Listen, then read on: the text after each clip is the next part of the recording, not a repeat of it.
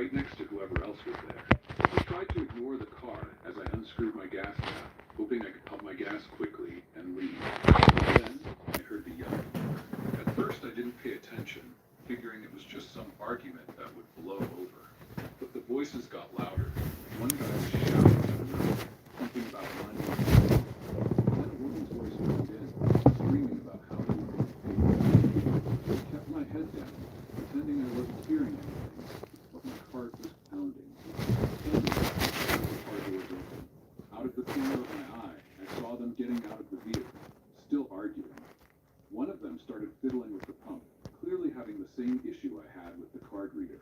For a brief second, I considered staying quiet, but then, against my better judgment, I leaned over and said, "Hey, the readers aren't working. You have to go inside to pay." The guy at the pump turned to look at me. His face softened for a second as he muttered, "Thanks," and started walking toward the building. But the guy who stayed behind, the one who had been yelling with the girl, was staring at me with wild eyes.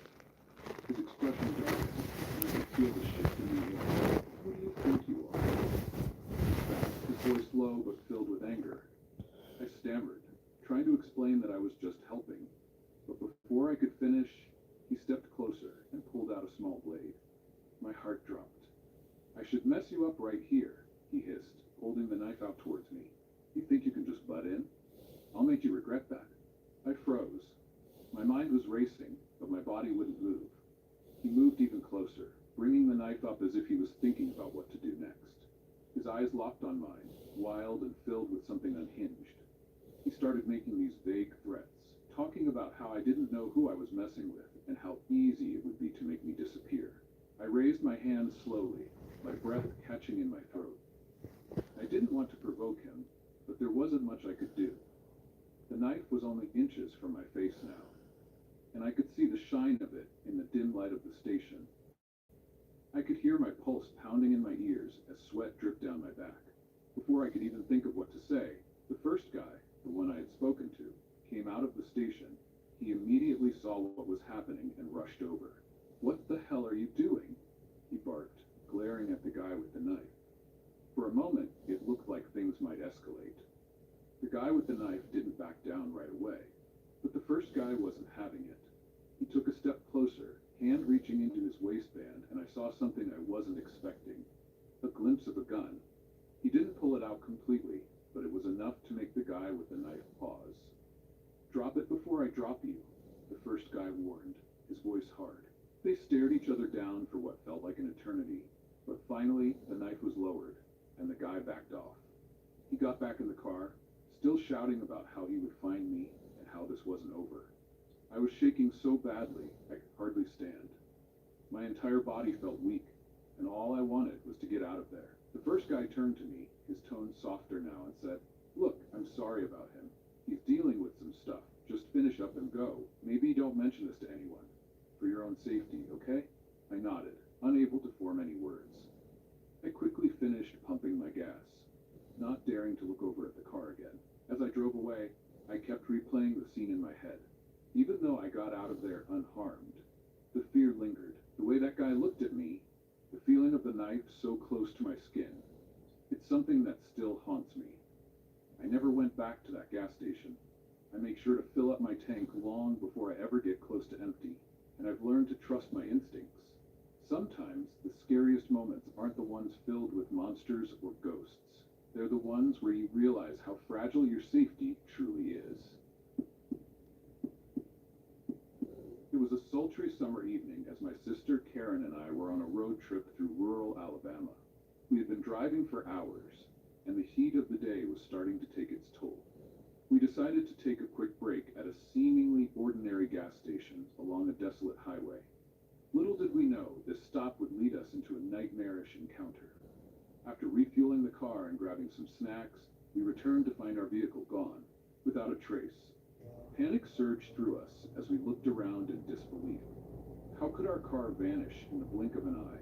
We rushed into the gas station to seek help and find out if anyone had witnessed the theft. The elderly attendant behind the counter seemed strangely unfazed by our distress.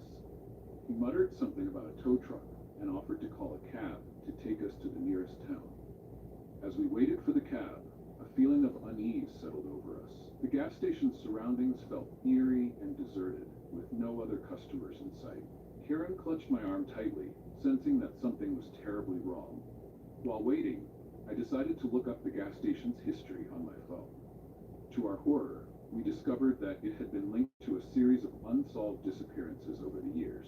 As we delved deeper into the gas station's dark history, we found accounts of travelers vanishing without a trace, just like our car. The reports suggested that the disappearances were more frequent during the summer months, and the station's remote location made it a perfect spot for hidden crimes. The more we uncovered, the more we realized that this gas station concealed sinister secrets. The disappearances seemed to be connected to a local legend of a malevolent entity that lurked in the shadows, preying on unsuspecting travelers. With fear and determination, Karen decided to confront the elderly gas station attendant. She bravely questioned him about the missing vehicles and the sinister rumors surrounding the place. His eyes darted nervously. As the cab arrived, we decided to get out of there as fast as we could. The attendant's behavior had only intensified our fear, and we couldn't shake the feeling that we were in danger. We told the cab driver to take us to the nearest police station to report the theft. The cab driver nodded, his eyes glancing around nervously as he started the engine. As we This is Cricket Explorer 3, our smart cutting machine that helps you make personalized projects. Plus, you can make in multiples. It cuts materials with precision and intricacy. It creates perfect fold lines. It writes, draws, and foils too, for custom invites that impress. And we've got your back with free online learning and a community to inspire and support you. So ditch the store-bought and make it yours with Cricut Explore 3.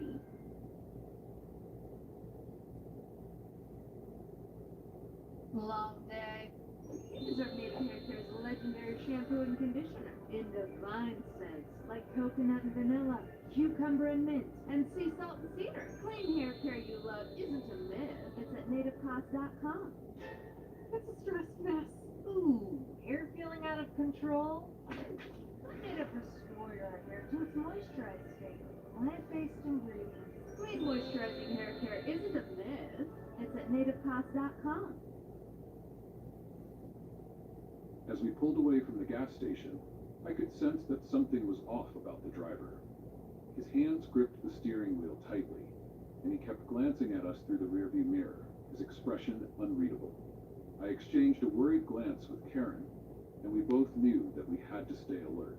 We had escaped one unsettling situation, but now we were faced with another, and we couldn't afford to let our guard down. The cab driver took a route that seemed unfamiliar, steering us away from the main road and into a maze of deserted streets. My heart pounded in my chest, and I began to fear that the driver was taking us somewhere far away from the safety of the police station. "Excuse me," I said, my voice trembling slightly. "Are you sure you're taking us to the nearest police station?" The driver didn't respond, and his silence only fueled my anxiety. I glanced at Karen, who was equally on edge. We knew we had to act quickly if we were going to get out of this situation safely. As we continued down the unfamiliar road, I noticed a faint glow of streetlights in the distance. A spark of hope ignited within me, and I knew that we had to take matters into our own hands. "Hey, let's get out of here," I whispered to Karen. "When I give the signal, we make a run for it." She nodded in agreement, her eyes locked on the approaching streetlights. I waited for the right moment, my heart pounding in my ears, before I signaled to her. "Now!" I shouted, flinging open the cab door and sprinting toward the faint glow of the streetlights. Karen followed close behind, and together we ran as fast as we could, our adrenaline pushing us forward. The cab driver shouted after us, his voice filled with anger and frustration. I could hear his footsteps chasing us, but we didn't dare look back. We had to keep running, keep moving toward the safety of the streetlights. Finally, we reached a busy road and managed to hail another cab. This time, we gave clear directions to the police station. At the station, we recounted everything we had discovered about the gas station and its history of disappearances. The officers promised to investigate the matter and urged us to stay safe. Over the next few days, The police uncovered disturbing evidence linking the gas station to the disappearances. It appeared that the gas station attendant was involved in a criminal ring that staged car thefts and sold the vehicles on the black market. Though we were relieved to know the truth behind the vanishing cars, the experience left a lasting impact on us. We couldn't shake the feeling of being watched, and we vowed to be more vigilant during our future travels. The gas station in rural Alabama held a darkness that eluded the eye. Hiding behind its ordinary facade, we had stumbled upon a hidden world of crime and fear. A world that made us question the innocence of even the most mundane places. To this day, we carry the memory of that night with us, a reminder of the vanishing shadows that lurk in the most unexpected corners of the world. Hey everyone, I'm curious to know more about you all. Drop a comment below and let me know which country you're watching from. I love seeing how far our community reaches, so don't be shy. I'll be reading through the comments. I work at a gas station in the outskirts of Louisiana, far away from the city lights. It's a lonely, quiet place with hardly any visitors, especially at night. The station is located off an old road that used to be busy a decade ago, until a new highway was built, rerouting most of the traffic away. Since then, this stretch of road has become forgotten, with many of the old businesses shuttered and abandoned. The buildings that still stand have long been taken over by vagrants and drug addicts, making the area feel even more isolated. Last night, when I clocked in at 8, the place was completely dead. I figured it was going to be an easy shift since the road was practically deserted. The quiet was both comforting and unnerving, but I've gotten used to it over the past few months. At 18, I usually work these shifts alone, which I don't mind. I'm free to do whatever I need to, as long as I get my tasks done before the night is over. Around 11 p.m., I still had about an hour left in my shift. I was starting to get bored, so I decided to make myself useful. The shelves were running low on BBQ chips, and I needed to restock them. Unfortunately, all the extra stock is stored in the basement, a place I absolutely hate going. There's something about the basement that gives me the creeps, and I can't explain why. The dim lighting, the strange musty smell, the endless silence. It just feels off. Why the owner decided to store everything down there is beyond me. The basement has always been a source of discomfort for me, but I needed to do my job, so I reluctantly headed downstairs. About halfway down the stairs, I heard a noise. Something fell over on the far side of the basement. My heart skipped a beat. It wasn't the usual creak of the old building or the sound of stock shifting on shelves. This was different. It was heavier, like a person moving something. Then I heard it. Footsteps. They were slow, deliberate, and getting closer. Panic surged through me. I turned and bolted up the stairs, my feet barely touching the steps as I raced to the top. I slammed the door shut behind me, my heart pounding in my chest. I locked the door, my hands shaking as I fumbled with the keys. What the hell was that? I stood there for a few moments, trying to catch my breath and calm myself down, but the fear wouldn't subside. I hurried to the front counter and pulled up the security camera feed on the store's computer. Flicking through the different views, I finally got to the one that showed the basement. My blood ran cold. There, standing in the middle of the basement, was a man. He was staring directly into the camera, smiling. It wasn't a normal smile. It was wide, unnatural, and unsettling. His eyes were locked onto the lens, filled with a kind of madness I'd never seen before. His appearance wasn't what I expected either. Unlike the usual drifters or drug addicts that sometimes wandered in from the road, this guy looked clean. He had short, well-kept hair, was clean-shaven, and wore a neat button-down shirt and jeans. He looked like any regular customer, but the way he was staring at me, that grin, it sent chills down my spine. I grabbed my phone and called my boss. At first, he was annoyed that I was calling him in the middle of the night, but when he heard how freaked out I was, his tone changed. He told me he'd be there in 15 minutes and ordered me to lock the front door and make sure the man didn't go anywhere. I asked if I should call the police, but strangely, he told me not to. At least not yet. Reluctantly, I locked the main entrance, all the while keeping an eye on the monitor. The man was still there, just standing in the middle of the basement, grinning at the camera. He didn't move for several minutes, just kept staring. Then, without warning, he turned and walked out of view. My heart raced. Where did he go? I couldn't see him anymore. Did he leave? Was he hiding down there? My mind was spinning with possibilities, none of them good. Moments later, my boss arrived. He pulled up in his truck, shotgun in hand, and I quickly let him in. He didn't waste any time. We headed straight for the basement, his flashlight cutting through the darkness as he descended the stairs. I followed closely behind, feeling a little braver with him there, but still terrified. When we got to the basement, it was empty. There was no sign of the man anywhere. My boss searched every corner, checked behind the shelves, and even looked through the storage boxes, but the place was deserted. He looked at me, his brow furrowed. "Are you sure you saw someone?" he asked, clearly skeptical. I insisted that I did, describing the man in detail. My boss sighed and chalked it up to me being tired or imagining things, but I knew what I saw.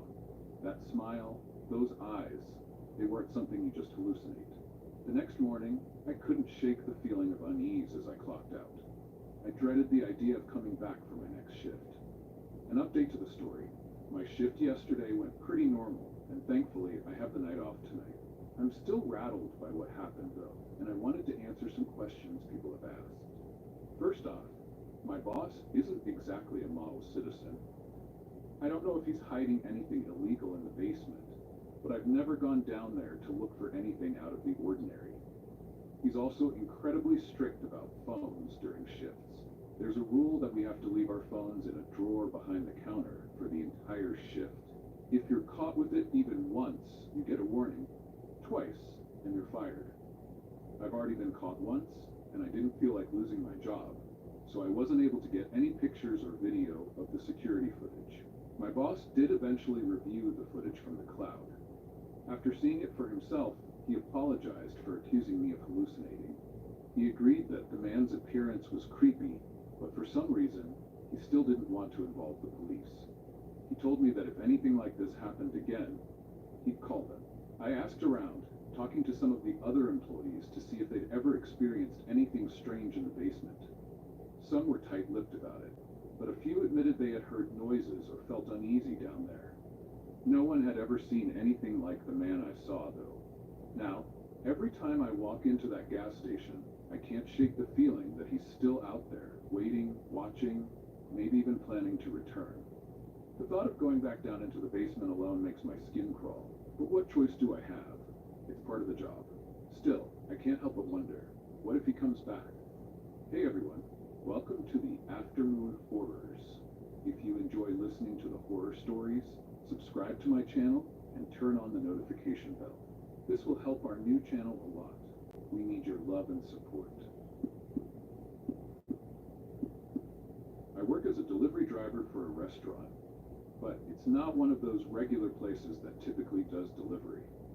In fact, I'm the only driver for this particular restaurant. And while we don't get as busy as pizza shops or big chains, we still get enough orders to keep me busy for my entire shift. Because of that, I put a lot of miles on my car and go through gas pretty quickly. Sometimes I have to stop at random gas stations in between deliveries just to make sure I have enough fuel to make it to the next stop and back to the restaurant. It's all about timing and coordination, and while I usually manage it pretty well, sometimes I push my car's gas limit further than I'd like. Unfortunately, this was one of those nights. It was close to the end of my shift, and I had 3 deliveries left. It was what we call a triple, where I have to drop off one order, then the next, and the next as quickly as possible. I had just finished the first delivery.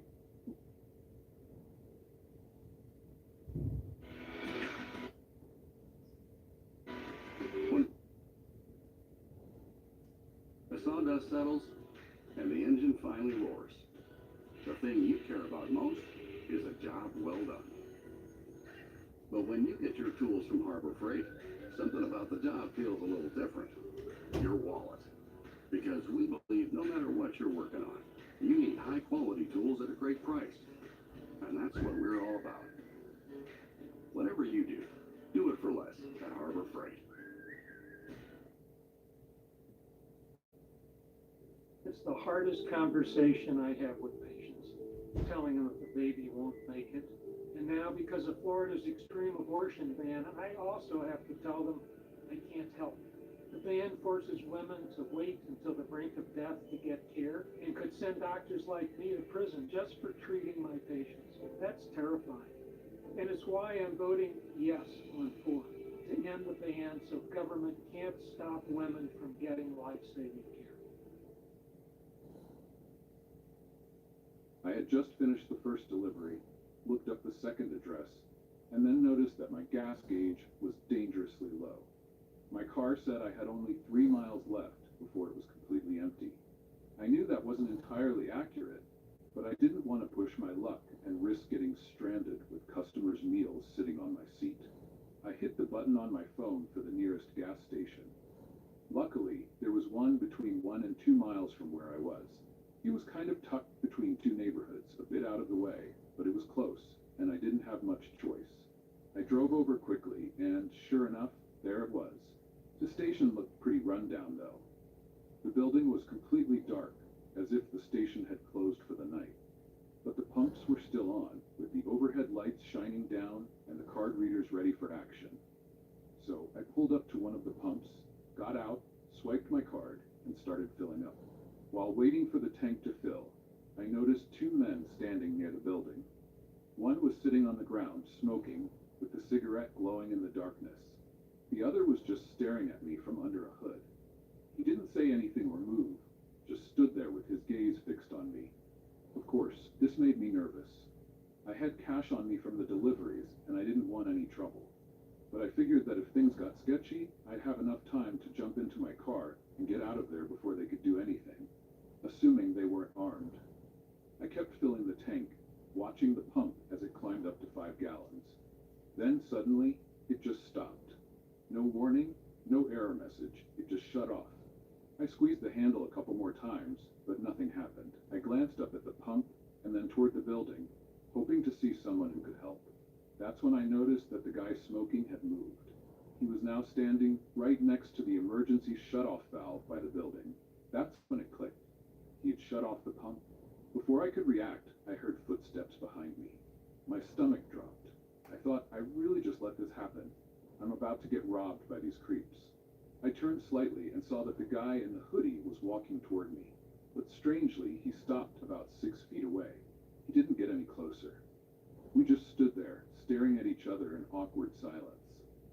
My mind raced, glancing between him and the guy by the shutoff valve, wondering if one of them had a weapon or was about to make a move. I was convinced I was done for.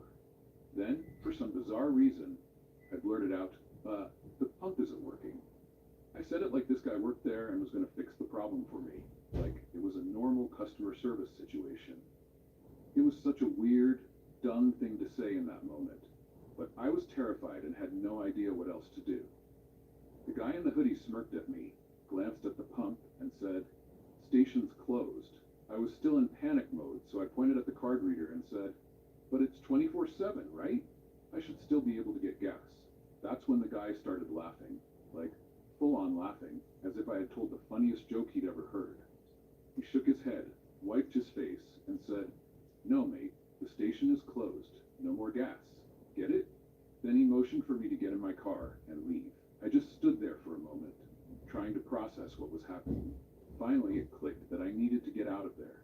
I nodded, hung up the pump, and said, "Okay, thanks. Have a good night." I climbed back into my car, and as I did, I glanced in the rearview mirror. I watched the guy make a gun motion with his fingers, pretending to shoot himself. Then he laughed again, waving at me as I drove away. My heart was pounding as I sped off.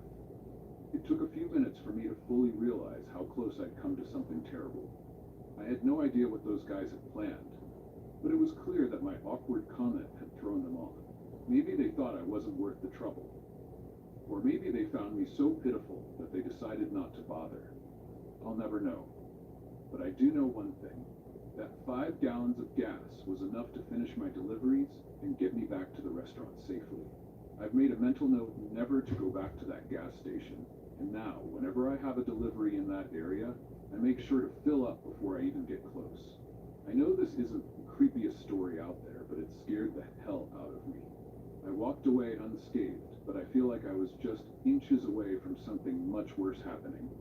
Which story setting scared you the most? Let me know in the comments. worked at a busy gas station when I was 18 to 21. There were quite a few buildings nearby, so it wasn't unusual to get hit on by creepy guys, especially since I was young. I'm short and petite, which made me look even younger. One time, while I was collecting the punk trash in broad daylight, an older Hispanic male approached me, asking if I was happy with my job. I told him it was fine. He then went on a tangent about how a pretty girl like me could be the secretary at his construction company, where they would treat me well. He insisted I didn't deserve to be doing trash duty. I told him I wasn't interested, but he kept trying to pressure me, saying I should listen to his advice and get into his truck. He claimed he would take me to his company to show me the job. I remained firm, telling him I was working and that I wasn't interested. During this time, I moved to different pumps to collect trash, and he followed me. He started getting mad, saying I didn't understand how good I could have it. I just needed to hop into his truck, and he would show me. I reiterated that I didn't care, and finally, he took off. I truly didn't think much of it at the time. I'd been in more extreme situations before. Right after he left, a sweet woman parked quite a few gas pumps away called out from her van, asking if I was okay and if I knew that man. I told her he was just trying to offer me a job. She seemed relieved and said she saw him following me, telling me to have a good day. I thanked her for looking out for me. I didn't want to scare her, but I was certain that he was trying to kidnap or traffic me. I was living in California at the time, and there were always stories about how high trafficking rates were there. Sadly, you become too desensitized to these things when you're a woman. Stay vigilant, ladies. This happened about a week ago. I went on a road trip to take a friend of mine home to Texas. He wanted to fly back, but I really wanted to go on a road trip. I live in Michigan, so we had to drive through Indiana, Illinois, Missouri, and Kansas. A 22-hour road trip to get there, not including the rest stops. I had never traveled this far by car before. I'd flown to Florida a couple of times, but I didn't see myself getting an opportunity like this in the future. Anyway, I drove most of the way because I like to drive, and no one seemed too concerned with it. The person I was taking home said if we needed to switch, it wouldn't be a big deal. At this point, I had been behind the wheel for nearly 12 hours. Maybe it was because I was tired, even though I didn't feel it. But the creepiest thing happened. I needed gas, and there was this gas station that was closed. So it was dark aside from the light from the pump and the street light by the gas station. I was creeped out, but I wasn't concerned because I hadn't had any problems beforehand. So I went through the usual process of getting gas. This gas station was very different from what I was used to. To get gas, you select the type you want. But as soon as you pull the nozzle from the pump and into your car, you have to pull a lever up before you can pump the gas. It took me a while to figure that out. But right as I realized it, I heard a voice call out from beside the closed building of the gas station. I don't remember exactly what it said, but if I had to guess, it was something like, "Hey," or "over here." It was definitely a male voice. When I set the pump to where I didn't have to hold the trigger, I looked up and saw nothing there. Again, I was tired, so I didn't pay too much attention to it. About halfway through, I heard it again, another male voice calling out to me. Maybe he thought I was alone because my roommate was sleeping in the back, and my buddy was laid out in the front seat with the seat down. Stupidly, I didn't feel like stopping again, so I ignored it and kept pumping while looking at my phone. Then, I heard the man yell for me like I was a dog. An awful feeling washed over me, a mix of fear that I had never felt before. I literally felt my stomach drop. I looked up, and sure enough, there was a man. He was dressed in a brown coat with his hood up and red shorts. I don't even know how I remembered that, but after I looked up, he let out a yell, "Hey, look at me when I'm talking to you." It was so loud that my roommate, lying in the back seat, shot up and rolled down her window. "You good?" she asked. At that moment, the man started speed walking toward me. As soon as she made her presence known, he turned and bolted back behind the building. I heard a car start and gravel fly as he sped off. I didn't look at his car or whatever he was driving because I was immediately frozen in place. I think my roommate knew it too. A lot of people try to plan for situations like this, especially women like myself. They have a clear idea of how to handle it, what they're going to say, where they'll run, and even who to call. I thought I did too, but when it actually happens, we're often left clueless and stuck in fear. I was stuck. I'm glad my roommate spoke up when she did. After I filled up the car, she took over driving for me. I don't know what that man wanted or why he was yelling at me or even walking toward me, but I never want to experience anything like that again. I've contemplated posting this for years, but the emotional weight of writing this always felt too heavy. It chills me to think of what happened, or should I say, what could have happened to my sister and me in 2007. I was 25, she was 23. We were living in Phoenix and caught up in a pretty wild lifestyle filled with lots of partying. My sister could keep it in check. I, on the other hand, was a blackout drunk. Side note, I'm now 15 years sober. One night, we were out with some friends at a party. I was particularly reckless that evening, even taking my friend's car keys to go pick up a couple I had met earlier. They were Eastern European. I can't remember which country exactly. Long story short, I was wasted and made some poor choices. My sister called me, upset because our friend had discovered I took her car. I returned to the party and promptly got screamed at and kicked out, rightfully so.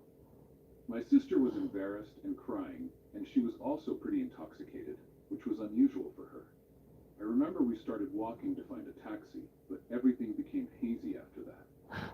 The next thing I knew, we were in the back of a car at a gas station on Grand Avenue, a street leading to the old Arizona Interstate Highway. The random couple I had met earlier, who I never ended up picking up, were trying to open the door to get us out of the car. They had happened to be at the gas station around 1 a.m. I don't know how they spotted me. They must have sensed trouble.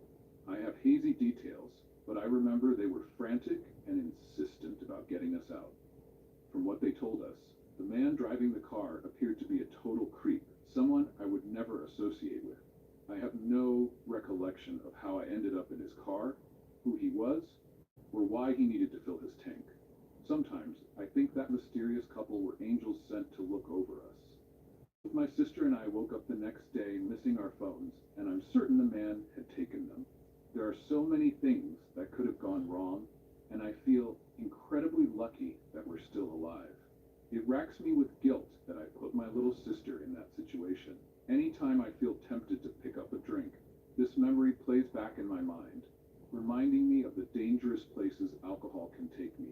If you or someone you know is struggling with alcohol or substance use, I encourage you to seek help.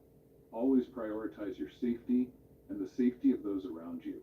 Making responsible choices can save lives.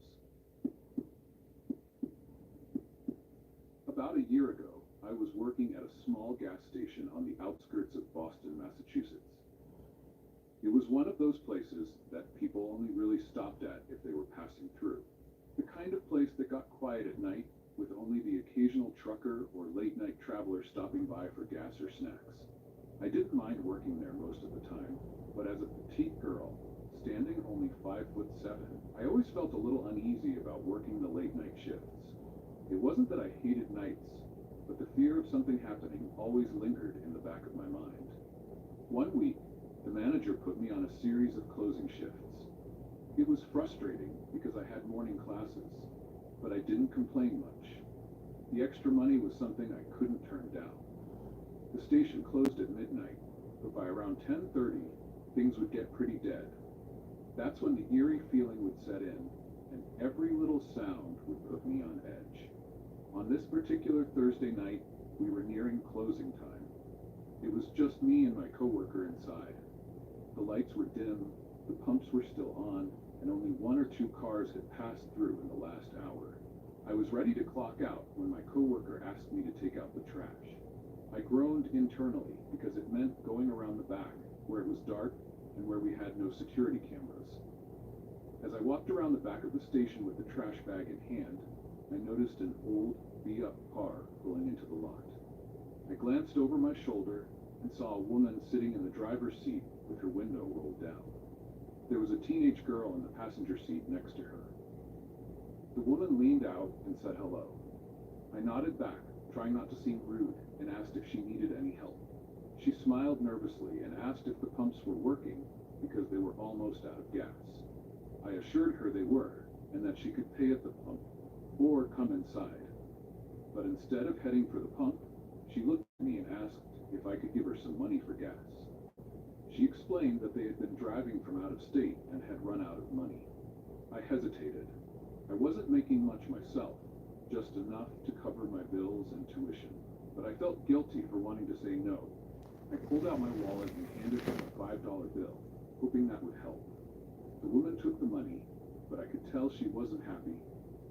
She glanced at her daughter, who was staring straight at me with the most unsettling, dead-eyed look. The teenage girl didn't blink, didn't move, just kept licking her lips like she was thinking about something. The woman then asked if I could come with them to the gas station down the road to help them get more gas, since $5 wouldn't be enough. My heart started racing. Something about the way they were both acting felt wrong. The girl's stare, the woman's insistence, it all felt like a trap. I took a step back, trying to think of a way to politely get out of the situation. But just as I was about to respond, I heard the door to the gas station open behind me. My coworker stepped outside, holding his phone and casually looking around. The moment the woman saw him, her entire demeanor changed. Without another word, she slammed the car into reverse and sped out of the parking lot. My coworker, noticing my pale face, asked if I was all right. I told him what happened, and he could tell something wasn't right either. He even managed to snap a picture of the car before it disappeared into the night. The whole thing shook me up, and I felt a deep sense of relief, knowing that I hadn't gotten into that car. Looking back, I'm convinced that woman had other intentions. I don't know what they were planning, but my gut instinct told me that if I had gone with them, it would have ended badly. I'm just grateful my coworker came out when he did, and that I trusted my instincts. I never saw that car again for the rest of the time I worked there, but I'll never forget the way that girl stared at me, or how close I came to something terrible. Now, whenever I'm working late, I always keep my guard up. You never know what could happen when you're alone at a gas station at night.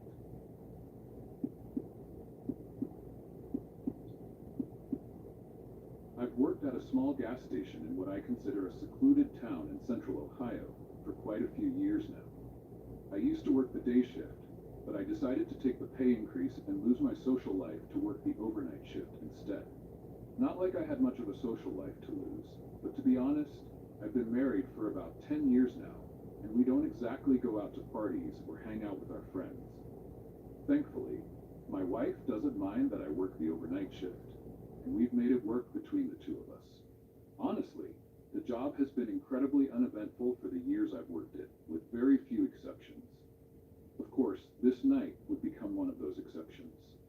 One important thing to note about this station is that we're mostly a 24/7 station. 1 hour exception each night for us to count the drawer and do the receipt drop in the back. We close the store for 1 hour to mark the end of the business day and pull the numbers. We used to leave the store open during that time, but there was one incident where it was robbed by a former employee who knew the routine and took advantage of it. Ever since then, they decided to close for that hour every night. It's a weird system, but it works in the end. On this particular night, I had closed down the store at 3 a.m. as I was scheduled to do. I counted the drawer first and then printed the receipt for the card transactions. I actually managed to get it done in about 40 minutes, so I had 20 minutes until I needed to reopen. I decided to take a few moments to myself behind the counter, kind of like a power nap, just dozing off for those 20 minutes. A couple of seconds after I sat and closed my eyes, I started hearing a banging noise. It was enough to pull me from my light nap and make me jump. I looked around at the doors and saw a woman banging on one of them, pulling on it as hard as she could. At first, I instinctively started saying, What do you think you're doing? I'm growing my weed garden. Amendment 3 is on the ballot. Actually, we wrote Amendment 3, so we're the only ones that can grow it. So Amendment 3 is not about freedom. Then I vote no. Big weed, baby. We control everything. I can't unlock the door until then. But as I spoke, I could tell by the way she was frantically tugging at the door and staring at me that something was seriously wrong. Since I had already counted down the drawer, I figured I could let her in and see what the hell was going on. I walked around the counter, unlocked the door, and asked how I could help her. She told me her car had broken down a few blocks down the road, and she was trying to get here, have someone pick her up since she wasn't from around the area. But then she added that for the last block or two, someone had been following her. Now, this was definitely a creepy story, but I was a bit skeptical at first. It almost felt like one of those tales people tell to scam someone or get them to let their guard down. I asked her what she wanted me to do about it, and she said she just wanted to come inside to call her husband so he could come and get her.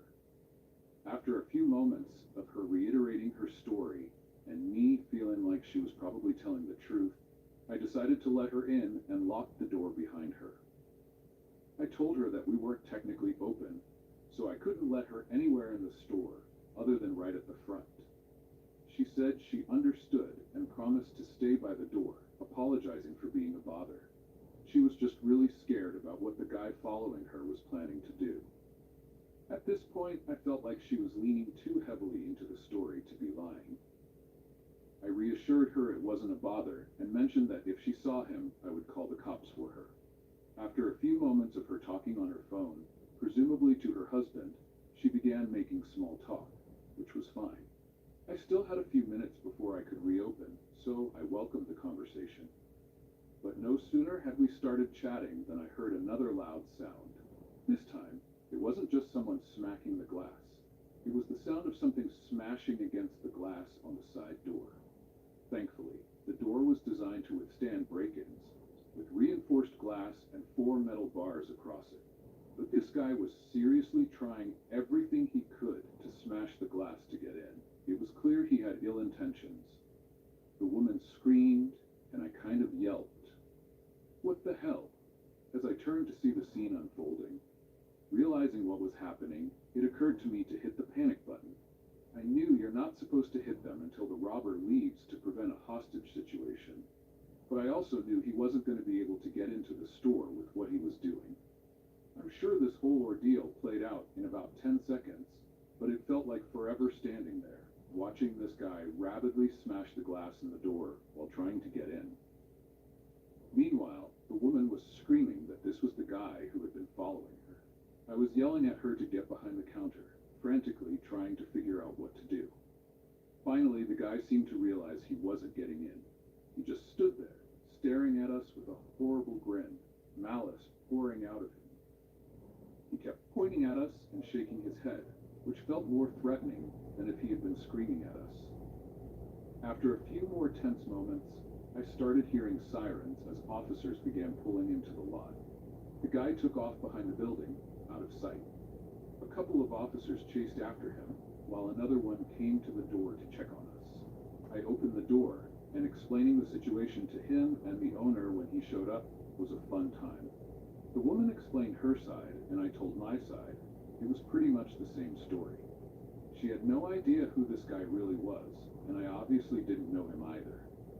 He was just some dude who had turned out to be an absolute psycho with ill intentions toward this poor woman. The officers waited for her husband to show up to take her home, and I ended up having a long night with them and the owner, going over everything and reviewing the camera footage. The owner wasn't too happy that I let her in during our closed hour, but I straight up told him that if I hadn't, this guy would have gotten to her, and that would have been a lot worse than some property damage. Thankfully, this was the most eventful situation I've ever had on this job, and I hope it stays that way. I don't know if they ever caught the guy or if he got away that night, but I never saw him again, nor did I ever see her. I was definitely a bit nervous to go back the next day, but it was just normal operations after that. I did have to explain to a few of our regulars what happened to the door, which got old quickly, but it is what it is. So to that lady, I hope you're doing okay and that this didn't traumatize you too much. And to that guy, I hope you and I never meet again, you absolute psycho. When I was 8 years old, my mom, my little sister, and I set out on a road trip across Wyoming. This was something we often did since we had families scattered throughout the state. My mom loved taking us on long drives, sometimes lasting hours. Looking back, I don't remember exactly where we were headed or which stretch of highway we were on, but if you've ever driven through Wyoming, you know that the roads can be empty for miles, almost desolate. It's just open space, with the occasional gas station or small town breaking up the long stretches of quiet. We had been on the road for several hours, and I remember my little sister being particularly excited. She wanted to stop for snacks, specifically those little wax bottles filled with juice that she loved. As we drove along, we spotted a small, isolated gas station in the distance. My mom decided it was a perfect place to take a break, so she pulled in. Once we parked, we got out to stretch our legs. The gas station was a small, weathered building with a flickering neon sign, and the air was filled with the scent of gasoline and dust. After using the restroom and grabbing some snacks from the convenience store, my mom filled up the gas. We were all settled back in the car when my mom glanced at the rearview mirror and said, "That red and white truck has been behind us for a while. Do you see it?" I turned around in my seat to look. Sure enough, the same old red and white truck that had been driving behind us was now parked at the gas station. The driver, an intimidating man, leaning against it with his arms crossed. At that moment, I didn't think much of it, but I could sense a change in my mom's demeanor. She kept glancing nervously in the mirror, watching the man. As we resumed our trip, the truck followed us out of the station. The stretch of road between gas stations was long, and Wyoming's vast openness made the distance feel even greater. Suddenly, I noticed something strange. The truck began to speed up, inching closer to our car, almost tailgating us, then backing off, only to repeat this unsettling pattern again. My little sister, who was usually chatty, had fallen silent, and I could tell my mom was becoming increasingly uneasy. When we finally approached another gas station, my mom adjusted her mirror, looking back at us. "I'm going to pull into this gas station and act like I'm getting out of the car. You two stay put. Don't open your doors. Just stay in your seats and hang on." I glanced at my little sister, who seemed just as confused as I was, but we nodded. My mom, usually calm and collected, was acting differently. There was a seriousness in her eyes that made us both uneasy. We pulled into the gas station and parked near one of the pumps. My mom checked the mirror again, and the truck pulled in shortly after us. The driver, a big man, stepped out and pretended to check his truck's engine. But I could see his eyes watching us intently. The situation felt surreal, as if we were caught in a suspenseful movie scene. My mom kept the car running as she opened her door, just as she had said she would. But then, without warning, she slammed the door shut and floored the gas pedal, tearing out of the gas station with a screech of tires. I turned in my seat, my heart racing, and caught a glimpse of the man's startled expression as he turned to watch us speed away. He quickly slammed the hood of his truck shut, as if realizing we were leaving. My mom took a sharp turn onto a small road that led behind the gas station, pulling us out of sight from the highway. We parked behind a dilapidated building, hidden but able to see the entrance of the gas station. The tension in the car was palpable as we waited, the engine still running. After a minute or two, the red and white truck sped by, not even slowing down. I let out a breath I didn't realize I had been holding. My little sister and I exchanged nervous glances, both shaken but relieved. After a few moments of silence, my mom asked if we needed to use the restroom. I hesitated, but eventually nodded, and she sighed. "Me too, but we'll wait here for a bit longer before heading to the next gas station." What she said next sent chills down my spine. "I'd rather piss my pants in this car than risk getting murdered at that gas station," she said flatly. It was a stark contrast to her usual demeanor, and in that moment, I understood just how serious the situation had been. We waited a while longer, and once my mom was sure it was safe, we got back on the road. Thankfully, we never saw the red and white truck again for the rest of our trip. But the whole experience left us shaken, especially me and my sister. Even now, when I tell people about this, they often don't understand why it freaked us out so much. But for us, it was a terrifying experience, one that I'll never forget. It wasn't just the truck or the man. It was the way my mom, who was always calm and strong, reacted that made it clear this wasn't just a weird coincidence. Something had been very wrong, and thankfully, we never found out what.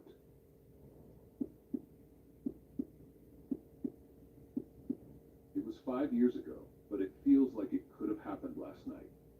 I was a night shift clerk at this small 24-hour gas station right on the edge of town, the kind of place people only stop at if they're lost or desperate. Back then, I was balancing the job with college, barely making ends meet between studying and work. The graveyard shift wasn't ideal, but it paid the bills.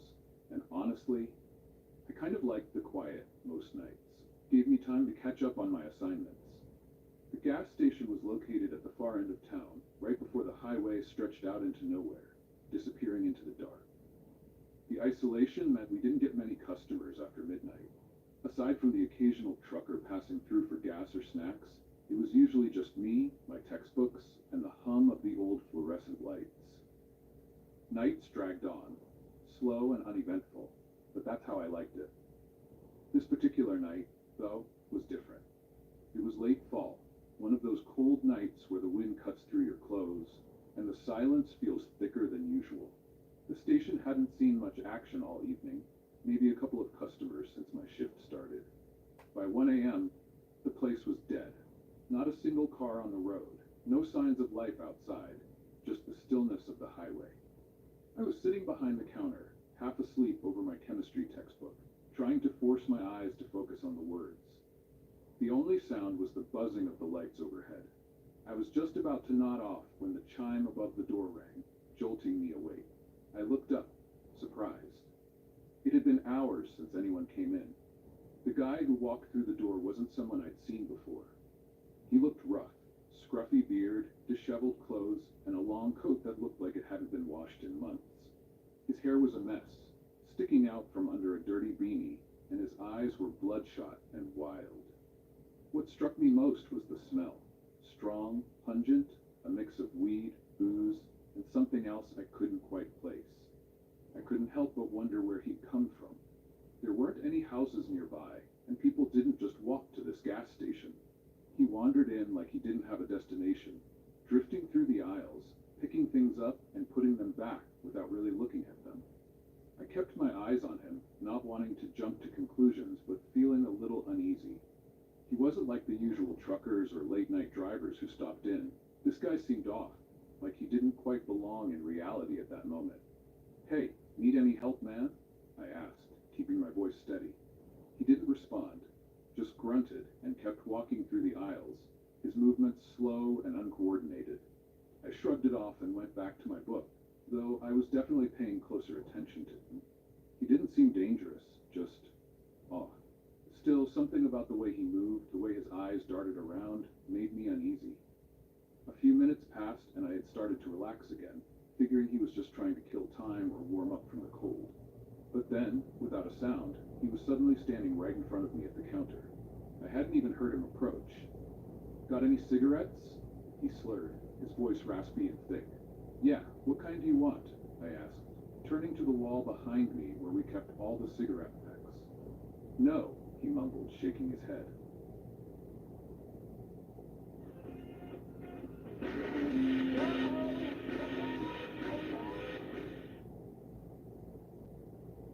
"No," he mumbled, shaking his head. "Do you have any on you?" That's when things got weird. I turned back around to answer him, but something had changed. His face had gone pale, his eyes wide and unfocused, like he was looking at something far away. Then he started shaking, his whole body trembling as he stared past me, eyes fixed on the wall behind the counter. "What the?" I turned to look, thinking maybe there was something behind me. But it was just the wall. Cigarettes. Shelves. Nothing out of the ordinary. When I looked back at him, he screamed. It was a high-pitched, blood-curdling scream that sent chills down my spine. He lunged at me, grabbing my shirt with both hands, his grip surprisingly strong. His face was inches from mine, his breath hot and sour with alcohol. "They're here," he whispered, his voice trembling with fear. "They're here." I tried to pull back, but he was holding me so tightly that I couldn't move. His eyes were darting around wildly, like he could see something that I couldn't. Something terrifying. "They're coming," he screamed again, his voice cracking as he released me and bolted for the door, still screaming as he disappeared into the cold night. I stood there, frozen, my heart pounding.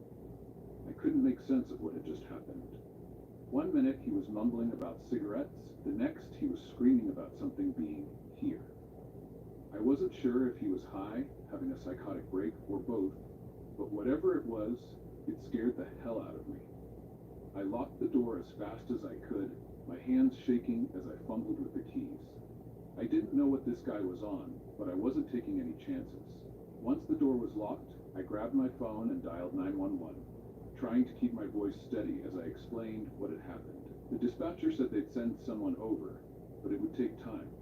The station was out of the way, and the nearest patrol car was probably miles off.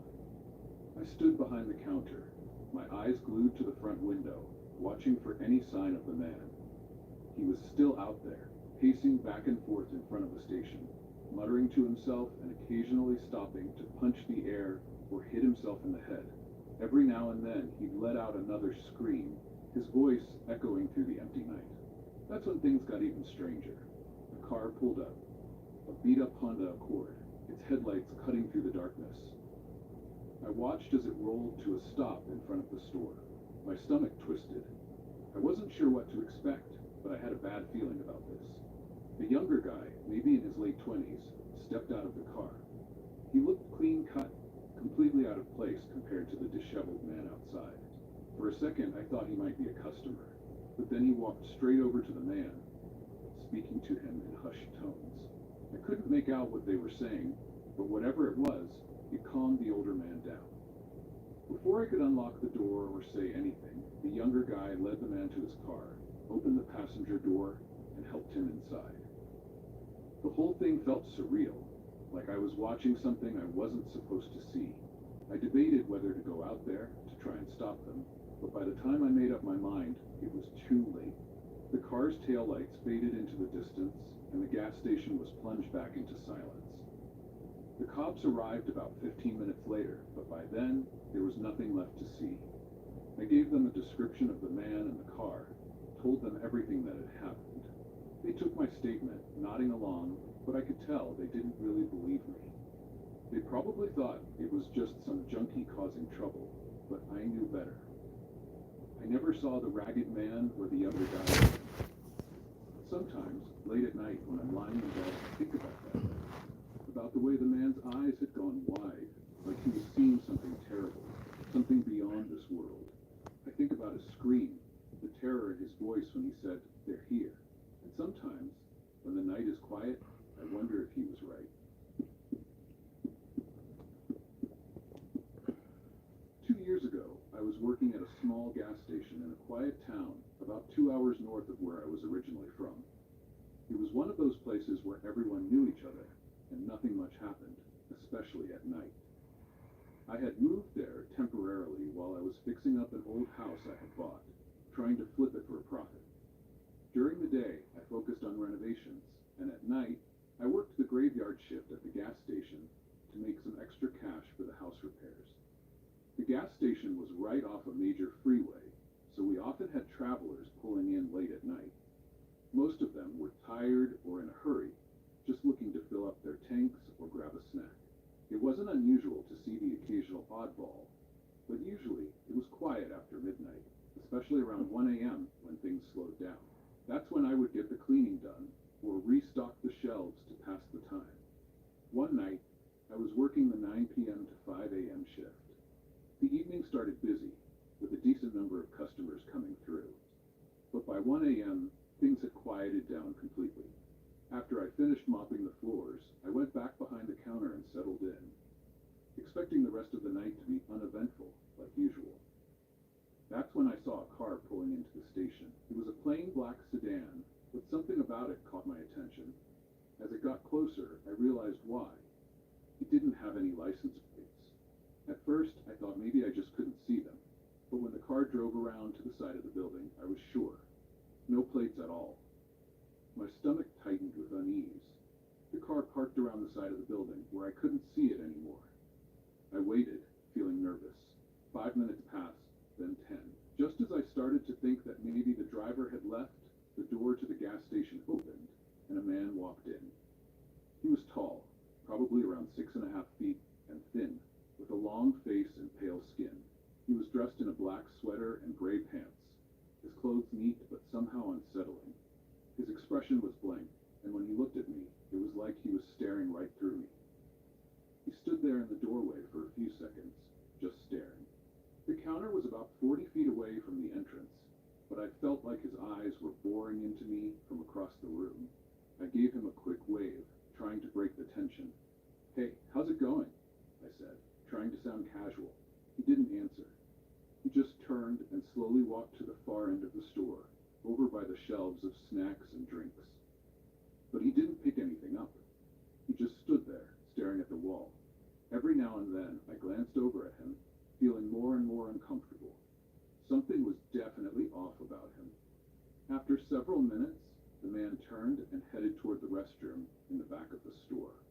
Relieved to have him out of my sight, I went back to minding the register. A few minutes later, another customer came in to pay for gas, and I almost told them about the weird guy. But I stopped myself. It seemed unprofessional, and maybe I was overreacting. The customer left, and I looked toward the restroom. 10 minutes passed, then 20. The man still hadn't come out. By the time an hour had gone by, I was starting to get seriously nervous. What could he possibly be doing in there for that long? I finally decided to check it out. I grabbed my flashlight and walked over to the restroom. I pushed the door open cautiously, and immediately, something felt wrong. The lights were out. I was sure I had left them on when I last cleaned in there. My gut told me to turn back, but I had to know what was going on. I flicked the light switch, but nothing happened. The light stayed off, so I took out my phone and turned on the flashlight. I shone the light into the first stall. It was empty. My heart was pounding as I moved toward the second stall, shining the light toward the ground first. I saw his legs. He was crouched down. My pulse raced as I slowly raised the light higher. That's when I saw him. He was crouched down just behind the stall door, peering over the top with a grin that made my skin crawl. His face was contorted into a wide, unnatural smile, and his eyes were locked onto mine. He didn't say a word, just kept grinning like some kind of twisted statue. I froze for a moment, too shocked to move. But then, instinct took over, and I bolted out of the bathroom, my hands trembling so badly that I nearly dropped my phone. I slammed the door behind me and leaned against the counter, gasping for breath. I didn't know what to do. I wasn't going back in there, that was for sure. But I also didn't want to leave him in the bathroom. After pacing the floor for a while, I decided to put an out of order sign on the door and avoid the situation entirely. Whatever that man was up to, I wasn't going to get involved. For the next few hours, I kept a close eye on the door, but no one else came in. The gas station was quiet, and I tried to keep busy, though every sound made me jump. By the time my coworker, Matt, came in to take over the last hour of the shift, I was on edge. I told Matt everything that had happened, and we both grabbed flashlights to check the bathroom together. I didn't want to go back in there, but I also couldn't just leave it. When we opened the bathroom door, the lights were back on, but the stalls were empty. The man was gone, just like that. No trace of him at all. To this day, I have no idea what that man was doing, or how he got out without me seeing him. The whole experience still makes my skin crawl. Whenever I think about that twisted grin, it sends shivers down my spine. Whoever that man was, I hope I never run into him again. Hey everyone, thanks for listening. If you stuck around until the end, don't forget to hit that like button, subscribe, and click the notification bell so you never miss a new episode. As always, I'm looking for more story ideas, so drop a comment below with any themes or experiences you'd like to hear next. Which story setting scared you the most? Let me know in the comments. Stay safe out there, and until next time, keep your eyes open.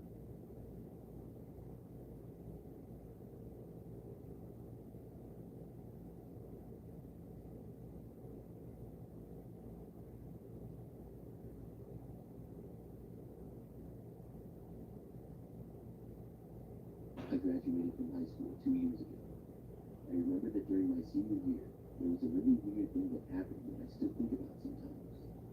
I drove to and from school every day. I got a job when I was 16, and over time, saved up enough money to buy a car.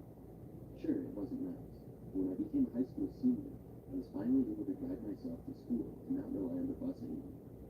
This was especially nice for me, because I lived almost 15 minutes away from a high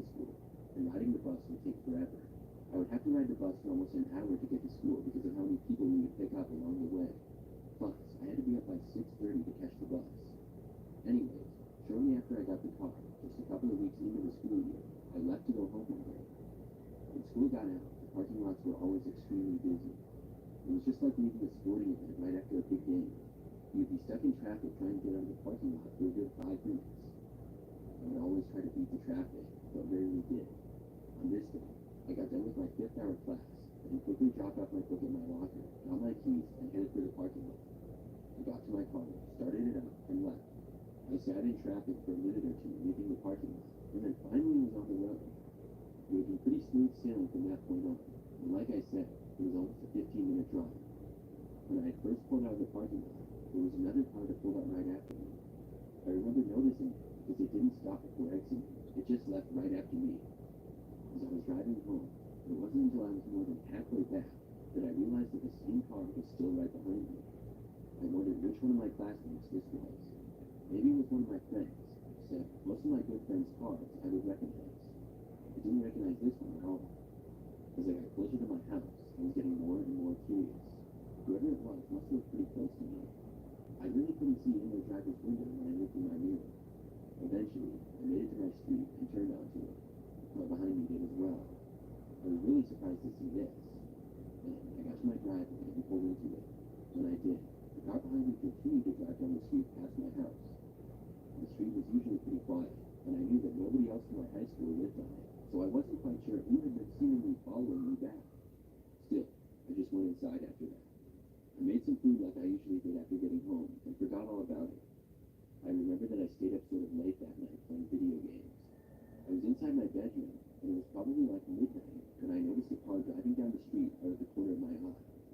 I didn't think anything of it, but then I noticed that this car was stopping on the side of the road right in front of our house.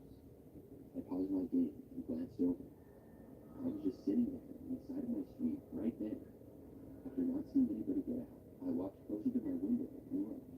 Then I realized it was the same car that had followed me home from school earlier in the day. I got sort of suspicious. I kept watching it, and eventually saw the engine turn off. Then the driver's door opened and a man got out. I didn't recognize the guy at all.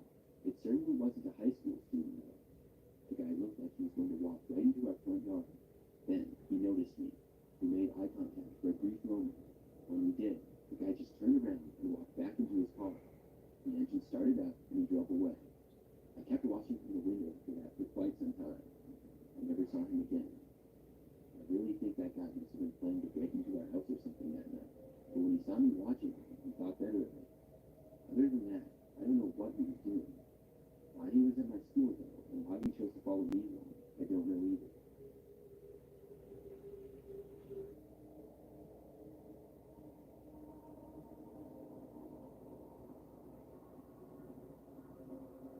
This happened just a couple of years ago. I was in college at the time, but went to a smaller school. I have a good friend group from high school, and we remain close to this day, but several of us went to different colleges. A few went to a much bigger school, which was a little bit more fun to hang out at. It was only about an hour away from the college that I went to, so on a few occasions, I went and visited for a weekend. I remember that one time, during I believe my 3rd year of college, I went to visit 2 of my friends, Jake and Sam, at the larger school. I went down on Friday after classes and hung out with my friends later that day. We were going to go to the university football game the next day on Saturday. But before that, on Friday night, my friends and a few of their college friends were going out to some of the local bars. We left to go there at probably like 10 p.m., and we decided to walk because I was told it would only take about 10 minutes. I was with Jake and Sam to start, but Sam soon left us because he said he had to stop and get something at one of his friend's dorms quick, so he would meet us there. Our route to getting there went right through the center of campus. Now, I had been there a couple of times in the past, but this school was very large, and I didn't know the campus all that well. At this hour, things were dark, and really nobody else was around, other than some people on the main sidewalks. We took a shortcut through a courtyard near some buildings, which I assumed had classrooms in them, but I wasn't really sure. I suddenly really had to use the bathroom, and when we passed by a building, I asked Jake if I could use the bathroom in one of the buildings. He was like, sure, go ahead. I didn't really know what the buildings were, or if they would be locked, but when I went to the door and tried it, it was open. Jake then got a phone call, and he stayed outside. I told him that I would be right back, and I entered the building. When I got inside, there were a few hallways and a lounge type of area. I didn't know exactly what type of building it was still. Nobody else seemed to be inside. bathroom in immediate sight, so I started walking around to try and find one. I kept expecting one to be right around the corner or really close by, but there just wasn't one. At last, after probably 5 minutes of wandering around the building, I found a bathroom. I used it and was back out in less than a minute, but now I didn't even know how to get back. I thought that I knew the way and started going there, but I soon heard footsteps coming. They were walking kind of fast in my direction. I didn't know if I was even supposed to be in here, and I wasn't a student at the school, so I decided to wait out of sight. I went back around the corner, hoping for a Instead of passing me, though, they turned the corner and headed to where I was. In a split-second decision, I moved back and went up a staircase, which happened to be right there. After walking up, I was now a floor higher, and everything looked mostly the same on the second floor, but I heard the footsteps starting to walk up the stairs. They were also moving faster than before. Somebody seemed to be after me for some reason. I started to worry that I really wasn't supposed to be in this building and would get in trouble. I walked as fast as I could without running through a random hallway. I was trying to make my way back towards the entrance and find another staircase or something. When I went down a couple more hallways, I heard the person behind me go down each way that I went. They were still a ways back, though, and couldn't see me. I didn't know who this person was that was chasing me. I kind of thought that it was silly, and I considered just stopping and seeing who it was. But for some reason, I just felt like that wasn't a good idea. For some reason, I felt like I was maybe in danger. I kept walking, changing hallways every so often. I tried going in a random room at one point, but it was locked. Then, I came up on an elevator. I decided to take it and push the button. Thankfully, it opened immediately. If I would have had to wait, I probably would have just moved on. I got inside and started pushing the button for the first floor over and over. Meanwhile, I heard the footsteps coming from down the hallway. They were moving faster and faster, and then they started running. Whoever this was now sprinting towards me. Finally, the elevator doors started to close.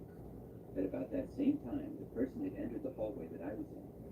The doors just barely closed on time. When they were maybe an inch open, I heard whoever it was get right outside and then just barely saw them. I couldn't tell anything about them, though, just that they were right outside. They grabbed at the door, but it was too late. I felt a huge wave of relief as the elevator started moving down. But at the same time, I heard the person sprinting away from the elevator. I was guessing that they were now going to the nearest staircase. When the elevator door opened, to my surprise, I could see the exit. I think it was the same door that I had gone in. I turned to the right and started walking.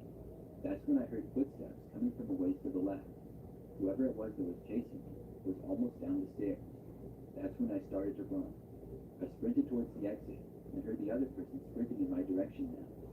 Just when I was about to get to the door, I saw something go flying past my head, and I heard a loud smash. Whoever this person was had thrown a small lamp at me. It just missed my head and hit the wall just a couple of feet away. I opened up the door and sprinted outside. My friend Jake was still on the phone, but a ways down, probably like 50 feet. He saw me running and looked confused.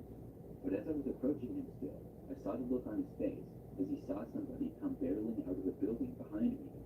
Then he started running with me. We were both pretty fast, and now that we were outside, had many more options on where to run. We quickly made a right and ran away, then made it to another street. When we did, we finally stopped and realized that the person wasn't chasing us anymore. Jake asked me what that was all about, and I told him that I didn't know. We were able to meet up with our other friends after that, but I felt really lucky to have made it out of that situation okay. I really don't know who that person was. The crazy thing is that I never even saw them. Jake told me that it was a man, and he said that he didn't get a real good look at him, but he said the guy looked insane. I will take his word for it. The fact that the guy threw a lamp at me is really bad. It could have injured me, and I'm glad that the guy didn't catch up with me either. Who knows what he would have done. I also feel like the guy was not supposed to be in the building. I didn't see him for the rest of the time that I was there that weekend. Since then, I've been back at that college a couple of times, but I would never forget that experience.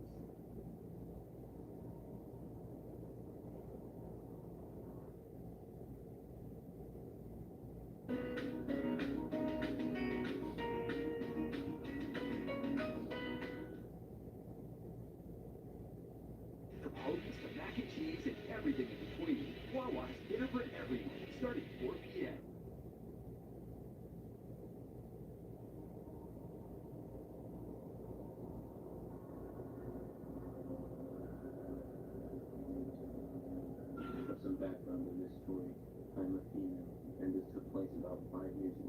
my junior year of high school. It was sometime in the first semester, and I was in my fifth hour class, which was drawing. They held all of the art classes at the oldest wing of the school, which had a different feel from the rest of it, and was kind of isolated from other parts of the school because it was only connected through one hallway at the end. It was darker and colder, and needed some updating from the chalkboards in the room to the old-fashioned lights. People would often start rumors that the room was haunted, but I never believed them. On this day, when I was in class, I finished my drawing pretty early, and I knew that I would just be sitting there for the rest of the period, so I asked my teacher if I could go to the bathroom. She was a nice teacher and always said yes. I knew she didn't really care how long I was gone, as long as I made it back before the bell. I walked out of the classroom and down the hall and went to the girls' bathroom. This bathroom in the hallway also had an old-fashioned view to it. It was near the end of the hall, and you had to go around a small corner to get to it. I'm not gonna lie, it was a kind of creepy bathroom, but I always liked it because other people rarely used it. Once inside, I went into one of the stalls. I was in there for maybe 20 or 30 seconds when I heard the bathroom door open and shut. I was a little surprised to hear somebody else coming in here at this time, and I looked underneath the stall to see some old rundown boots with black pants. Obviously, I couldn't see much, but it didn't really look like a girl based on those shoes. There were several stalls in that bathroom, and I expected the person to go into one of them, but instead, I heard them walk slowly closer and closer to me. As they did, I got a little bit uncomfortable. Then, they stopped just in front of the stall that I was in. I could see through the cracks of the stall just barely who it was. It appeared to be a grown man. When I looked, he seemed to be looking through the stall right back at me. I didn't recognize him at all, and I knew he wasn't supposed to be in here. Then he tried opening the door, which of course I had locked. I sat there in shock, and my heart started pounding extremely fast. I was thinking of what I would do if he broke into the stall, and I knew I would have to try to get away from him. But after trying the door, the man stood there for a moment and then walked away slowly. I started to feel relieved, but instead of leaving the bathroom, the man just stopped in front of the exit and stood there. I could see his shoes on the floor, just standing in front of the exit, blocking the doorway. I waited for a few minutes, hoping he would leave, but he just remained standing there next to the door. I decided to pull out my phone and text some of my friends who went to school with me. They were all in other classes, but finally I reached my friend David, who was on the football team, and he said he would come down and see what the man was up to. I was relieved once again when he said he was on his way, and I figured it would only take him a couple of minutes to arrive. The whole time that I waited, the man just kept standing there by the door. Just then, out of nowhere, all the lights in the bathroom went off. It went completely dark in there, and I couldn't see a thing. I started to panic and braced myself for the man possibly trying to open the stall door again. Finally, at last, I heard the door open and heard the voice of my friend David. He said my name, and then he turned the lights back on. I heard some commotion, and I opened the stall door. I saw David leaving the bathroom behind the man. The man ended up running out of the school through an exit which was nearby. I saw David run to the exit and go outside, but he came back in shortly after and said that when he got outside, he didn't see anybody at all. I returned to class and reported the incident. I ended up having to talk to the principal, and those bathrooms ended up getting blocked off the next week.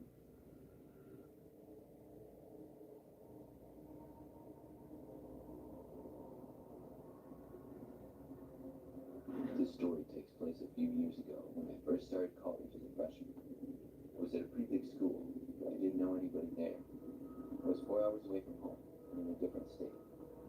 I lived on one of the freshman dorm buildings and on the 5th floor, which was the top floor. On what was the first week of classes, I got ready for bed one night and couldn't sleep. All of the lights were off in my room and it was pitch black. I had just set my alarm and closed my eyes to try to fall asleep when suddenly I heard my door open. I quickly opened my eyes and looked over my shoulder to the doorway. My room was still very dark, other than just a little bit of light now coming in because of the door being open. I saw there was someone standing in the doorway, holding open the door. I couldn't tell at all who it was though, because of how dark it was. All I saw was just a figure, know anybody at the school yet, so I figured somebody must be here by accident. I called out asking them who they were, but they didn't answer me. I then said to them, "I think you have the wrong room." They still didn't answer me. Instead, I saw the figure suddenly move into my room instead of leaving, and then shut the door behind them and lock it. It was now completely dark once again, and I couldn't see anything at all. Everything went completely silent after that. Within a few seconds of this, I was beyond creeped out and started reaching around for my phone, which I had placed on my desk to charge. As I was doing this, I suddenly felt my right arm being grabbed by someone. I jumped up off my bed and yanked my arm away as fast as I could. I then yelled as loud as I could for them to get away from me. I ran for the direction of the door and slammed into it, banging my shoulder pretty hard. I felt around for the lock and then unlocked the door and opened it. I then ran out into the hallway and found my RAs and knocked on their door. Luckily, they were still awake. I told them what had happened, and now that I wasn't alone, I felt better about going back to my room to confront whoever was there. We both walked there and opened the door, ready for anything. I turned on the light. We both saw the room was now empty. I guess whoever had been in there somehow left. I don't know how they would have left though, because I was in the hallway the entire time. There was really nothing else to do at that point, other than to tell my story to the RA, who said he would inform the school. I always made sure my door was locked after that. It didn't have another problem. However, I always wondered who did that to me and why.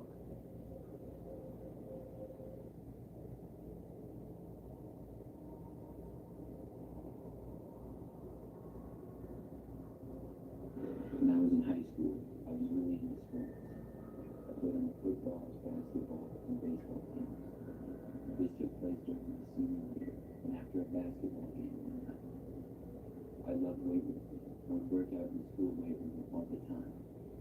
I remember we had a basketball game at 7 that night, which ended at about 9 p.m. After the game, my coach would always stick around for a while in his office. On this night, we went back to the locker room and Coach talked to us like always. I remember that we won the game, and after Coach was done, guys started changing and leaving. I told Coach that I was going to go in, and he said that was fine. So I left the locker room and then went over to the weight room. It was kind of on the other side of the school though, in another wing. The weight room was kind of tucked away, and we had to walk past these janitor's closets to get there. So I went inside the weight room and started lifting. It was nice because it was just me all by myself in there. I was really focused on getting in as good shape as I could at that point, because I was going to be playing football in college next year. So I worked out in there for probably 40 minutes or so. Then I was going to go back to the locker room, shower, and drive home. By now, everybody in the school was gone except for my coach and the night janitors. I believe there was 2 overnight janitors, and I knew who both of them were because of my many late nights at the school. After exiting the weight room, I passed by one of the janitor's closets. I'm not sure why, but I looked in. I saw what appeared to be a man hiding inside, sort of behind some stuff. After passing it, I stopped where I was and was thinking, did I really just see that? I almost went back to look, but realized whoever this guy was would know that I saw him there. So I decided to just keep walking instead. I was going to find one of the night janitors and let them know that I saw a guy hiding in one of their closets. The locker room was still a ways away, which was also where the coach's office was. But before I was even out of the first hallway, I heard footsteps behind me. I knew it was the guy who I had seen, but I had no clue as to who he was. The school was completely silent by this time, so I easily heard the guy walking behind me. I reached the end of that hallway and then took a right. Then when I was going down that hallway, I continued to hear the guy behind me. I couldn't seem to find any of the janitors, and whoever was following me was starting to get closer. At that point, I decided to just leave. I walked down another hallway to the closest exit. When I got there, I left the school. After making it outside, the man behind me did not follow. I had to walk all the way around the school to the side door, but that was also locked. Luckily, I had my phone, and I called my coach and told him what happened. He came to the side doors and let me in. Then I was able to get back to the locker room and change and get my stuff. My coach told me he would go to see who the guy was in the school and that I should just go home. So I left. After that, though, I never heard what ended up happening. Maybe the guy left the school as well. I'm not sure what he was doing in there. I'm not sure what he was doing in there or why he was following me.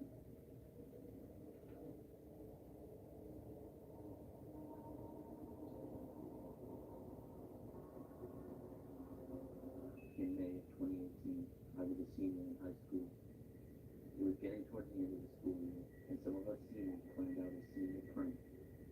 We made a group chat with a few of us and planned to fill the senior hallway with red Solo cups. It was a pretty innocent plan. The plan was for me and my friends Tony and Derek to be the ones to set it up. We knew it was the perfect time to do it, which would be late at night when nobody else was at the school. The three of us met at the school at about midnight. Tony knew of a back window that didn't close properly, and we were able to sneak through it and into a classroom. We then walked to the senior hallway. Our school was not all that big, and it didn't take us long to get there at all. Tony and I had backpacks filled with cups, as well as an additional bag. It was strange to be in our high school so late at night. It was so empty that it had an eerie feeling. We took the cups and began setting them up. We knew it was going to take some time, but with the three of us, it actually went by pretty quickly. When we had completed about 15 to 20 feet in the hallway, we started to hear a noise coming from around the corner of the senior hall.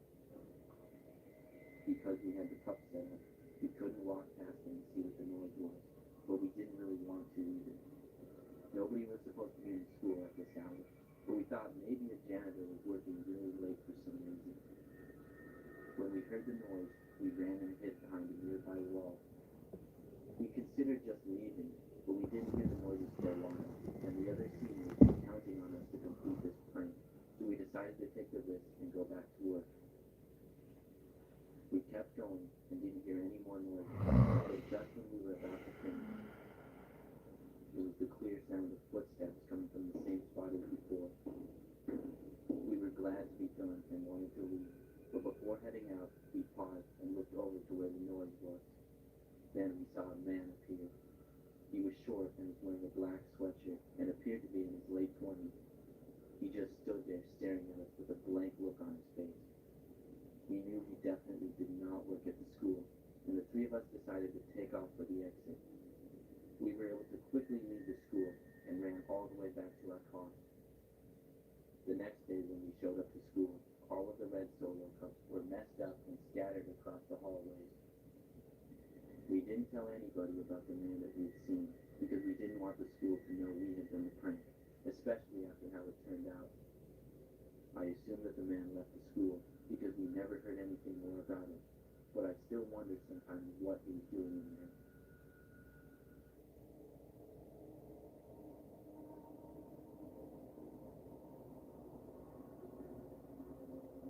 I'm going to tell you a story that happened back when I was in high school.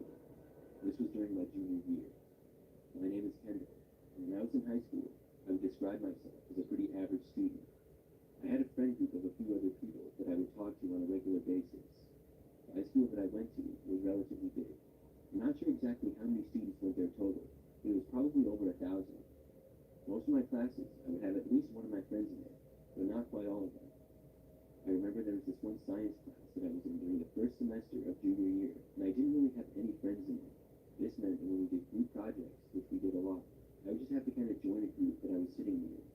And that's when I met this one guy named Ronnie. Ronnie was in a group that I was in with 3 other people. We were doing some science experiment, and I got to know everybody in the group a little better. Ronnie came across to me as a little strange. He would say things that were just plain weird or inappropriate. And I know a lot of high school kids are weird and inappropriate, but he kind of crossed the line here. He normally would sit right behind me in class, and after the group project, he would occasionally talk to me. For the most part, he was nice to me, and I was nice to him, but he would still say some strange things that I really didn't know how to respond to. I also noticed that he skipped class quite a bit. For the rest of the semester, though, everything was fine. I remember that towards the beginning of second semester, Ronnie followed me on Instagram and added me on Facebook. I no longer had any classes with him. Not long after adding me on social media, he started sending me messages. They started out fairly normal, but when he asked me to hang out and I told him that I was busy, he called me a liar. Now, I didn't really want to hang out with him, but the first time he asked, I legitimately was busy on the day that he asked. Did I use that as an excuse? Yes. I didn't want to hang out with him. I guess he had a feeling that I would say no, because he got pretty angry. When he did, I didn't respond to him. I figured that things would be left at that. But a few days later, he started messaging me again. He sent me another message, and I didn't respond. Then he started basically spamming me with more and more messages. When this happened, I had to block him. The blocked him across all social media platforms. I didn't hear from him. Within about a week, I had forgotten all about it. Then, one day, we had just gotten out of school for the day and I was leaving. At the time, I drove to school in my car every day and parked in the students' parking lot, which was at the west exit. My car was a little bit older Jeep SUV, maybe 10 years old at the time, and the inside was a little bit messy. I walked out to my car like any other day and got inside. As soon as I sat down to start the engine, I saw something move in the back seat. It was Ronnie sitting up. He had been hiding inside my car, underneath a little pile of clothes I had in the back. When I noticed him, I screamed. He told me to shut up, and then started going on a rant about how bad of a person I was. I was really surprised by this situation. When I was able to realize exactly what was going on, I opened my door and ran away. I ran all the way back inside of the school. Then I found the first school employee that I could, which happened to be a teacher, and I told him about Ronnie being in my car. By the time we got back to my car, though, Ronnie was gone. In the end, he ended up getting expelled for the incident. I'll spare you the details of him denying it and saying I made the whole thing up. It was frustrating, but luckily there were witnesses who backed up enough of the story for me. All I wanted was for him to leave me alone, which luckily he did. It's been over 5 years now, and I haven't seen or heard from him since then.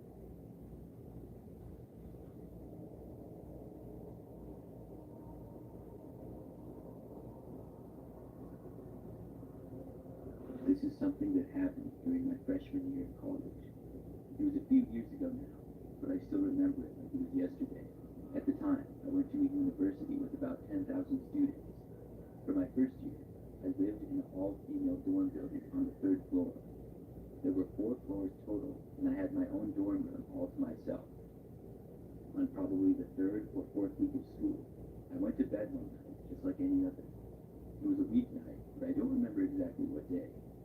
I woke up, though, at around 3 o'clock in the morning and really had to use the bathroom.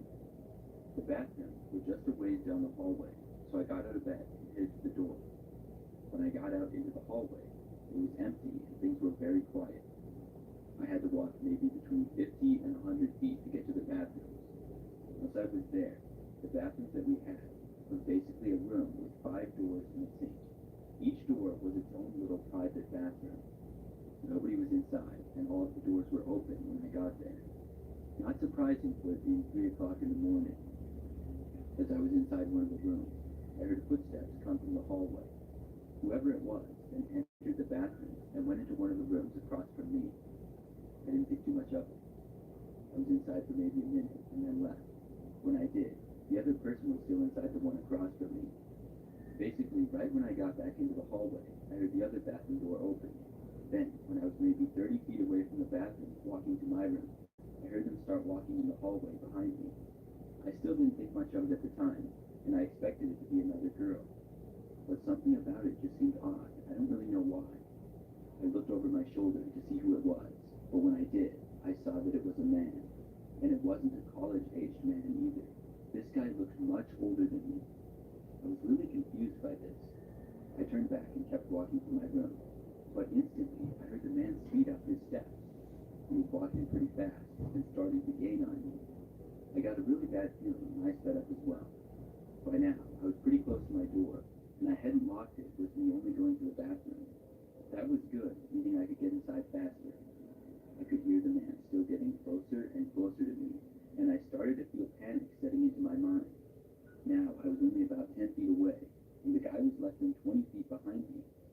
When I got to the door, I quickly opened it, got inside, and then shut the door and locked it behind me. Probably a second later, the guy stopped right outside my door. He then tried opening the door, and my heart started racing even faster than it already was. Then he knocked on it. I had no clue who this guy was or what he wanted. I knew that he wasn't supposed to be here, though. I chose not to answer the door. I also didn't bother to ask him what he was doing or who he was. There was about 30 seconds of silence after he knocked. I was hoping that he would have gone away, but then he knocked on the door again.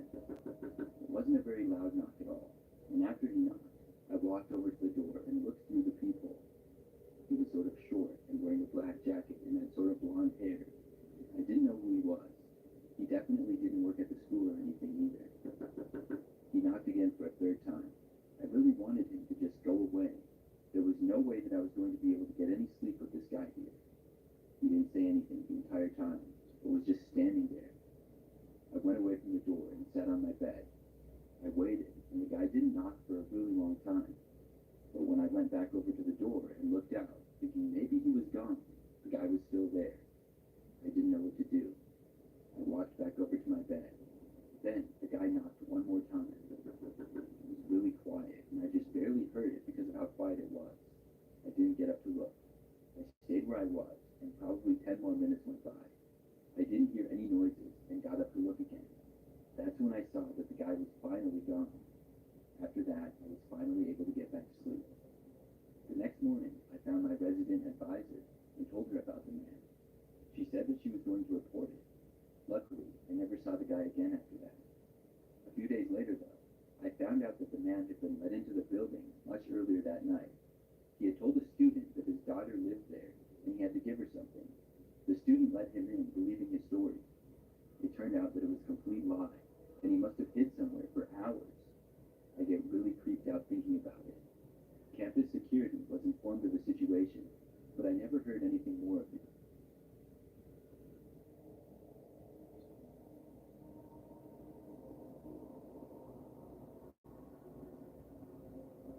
I'm currently a sophomore in college. This past year, I was living in the dorms, and I had a room all to myself. The dorm building that I lived in is pretty old, but it's nice, and I lived on the 3rd floor. I really liked my room because it's the farthest room to the end of the hallway. Over the course of the semester, I got to know a good number of people that lived on my floor, and I ended up making some pretty good friends. But one night, after I got ready for bed, I turned off all my lights and tried to fall asleep. I was just starting to feel nice and relaxed when I started to hear a noise in the hallway off in the distance. Generally, our dorm building was pretty quiet, and I was trying to sleep, so it was slightly annoying.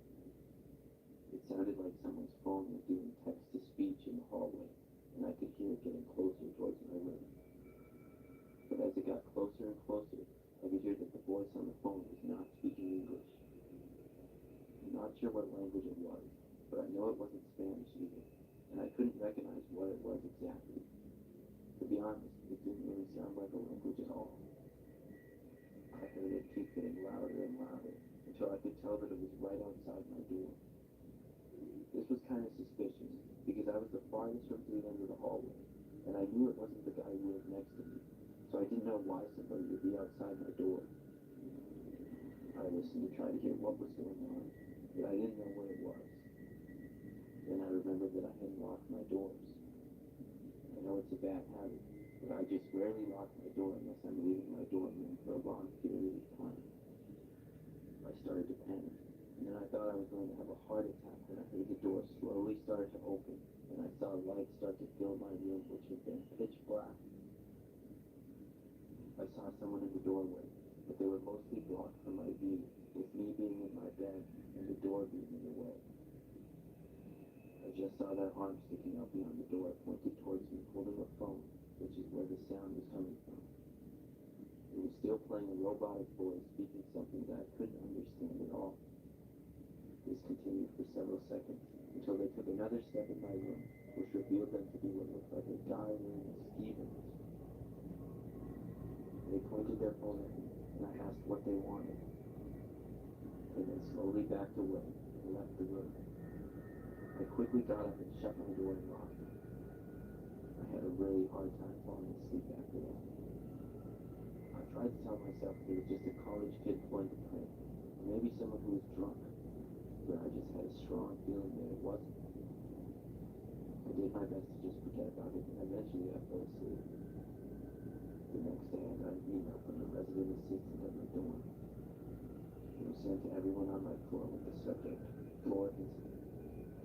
The email went on to say I was a suspicious person was seen in the dorm who didn't live there, and asked if we knew anything about it to contact them. I told them my story, but I never heard anything beyond that.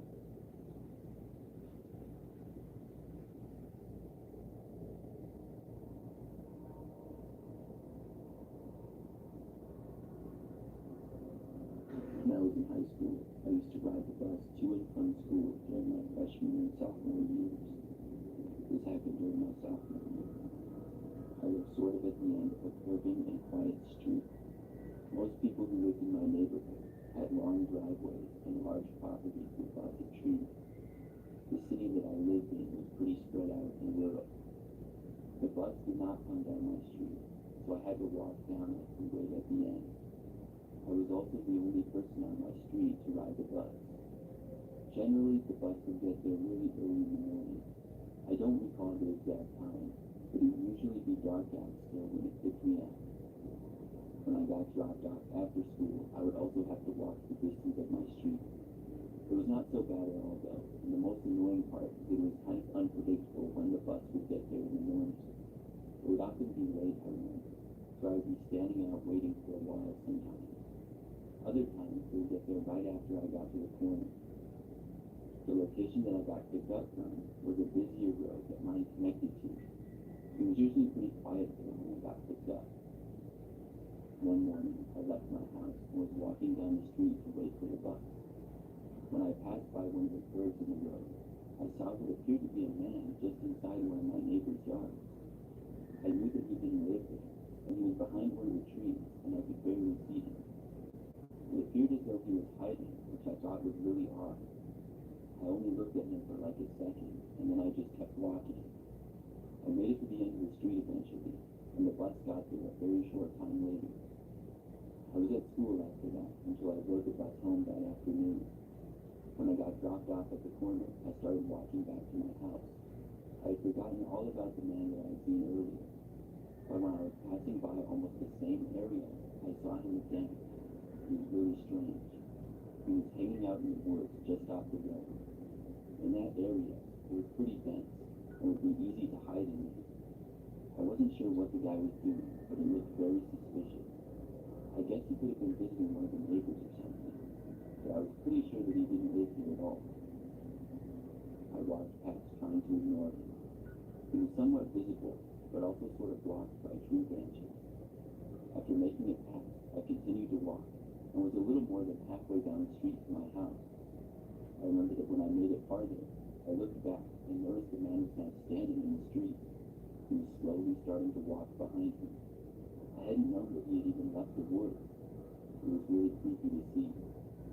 I was a long ways up from him though, so I wasn't too worried just yet. I kept walking, and when I made it to my driveway, looked again to see him still walking. He was about the same distance back though. The guy was just wearing jeans and a gray sweatshirt, and I never got that good of a look at his face. He appeared to have dark hair though. I quickly walked up my driveway, got out my keys, and went inside. When I was in, I felt a lot better, and checked out the front window. The view of the street from there was partly obstructed by trees that we had in our yard. Still, I didn't see him at all. I was home alone for a while, until my parents got home from work. During this time though, I didn't see the man at all. I ended up sort of forgetting about him as the day went on. The next morning, I left my house again to catch the bus. I walked on our street, and in another woods area, saw somebody walking through when I passed by. I immediately remembered the man, and realized that it was him. I walked faster, and passed by the area where he was. When I did, I didn't look over at all, but tried to ignore him. I assumed that it would be a similar situation to the previous day. But this time, when I made it to the straight part of the road that led to my bus stop, I heard footsteps behind me. It was very quiet with it being so early, and I could hear him walking. I looked behind me and saw the guy maybe 100 feet back. He was walking in the middle of the street now. I walked faster, and soon made it to where I would wait for the bus. I looked down the street, but didn't see my bus coming. I really hoped it would arrive before the man reached me, but today it seemed to be running late. As I impatiently waited, I looked over my shoulder. The man was still walking towards me, and now about 50 feet back. I couldn't wait any longer, and I went to the left. I walked along the side of a busy road, which had no sidewalk, and really no place to walk at all. There was just a slim margin outside the road line. I walked along this road towards the other street and made it. But now, they were a ways away, and I didn't know where else to go, or what else to do. When I did this, I noticed the man start to follow me there as well. I walked faster, and hoped that the guy wouldn't start running after me or something. For a couple more minutes, he seemed to maintain my speed, and was like 50 feet back still. I walked along this road until I actually saw my bus up ahead. It was leaving the street that it went down before mine, and then turning onto the busier road that I was walking over. It was a great sight to see. I kept walking and then stopped and started waiting for the bus. The bus stopped for me and I got on. When I did, I looked to see where the man was. He was in the ditch and disappeared into the woods, which was about 30 or 40 feet off the road. My bus driver looked confused, but I told him what happened. The man was gone now, but my driver agreed to drop me off in front of my house after school instead of at the corner. So after school, I was dropped off right in front of my driveway. As we drove down my street, I didn't notice the guy anyplace, but he could have easily been hiding in the woods again. I was able to make it inside safely. When my parents got home, I told them about it. They called the police, and I remembered that the neighborhood was searched, but unfortunately, the man was gone by that point. None of the neighbors knew who he was either. After that, my bus would pick me up in front of my driveway and drop me off in front of it as well. Luckily, I never saw the guy again after that.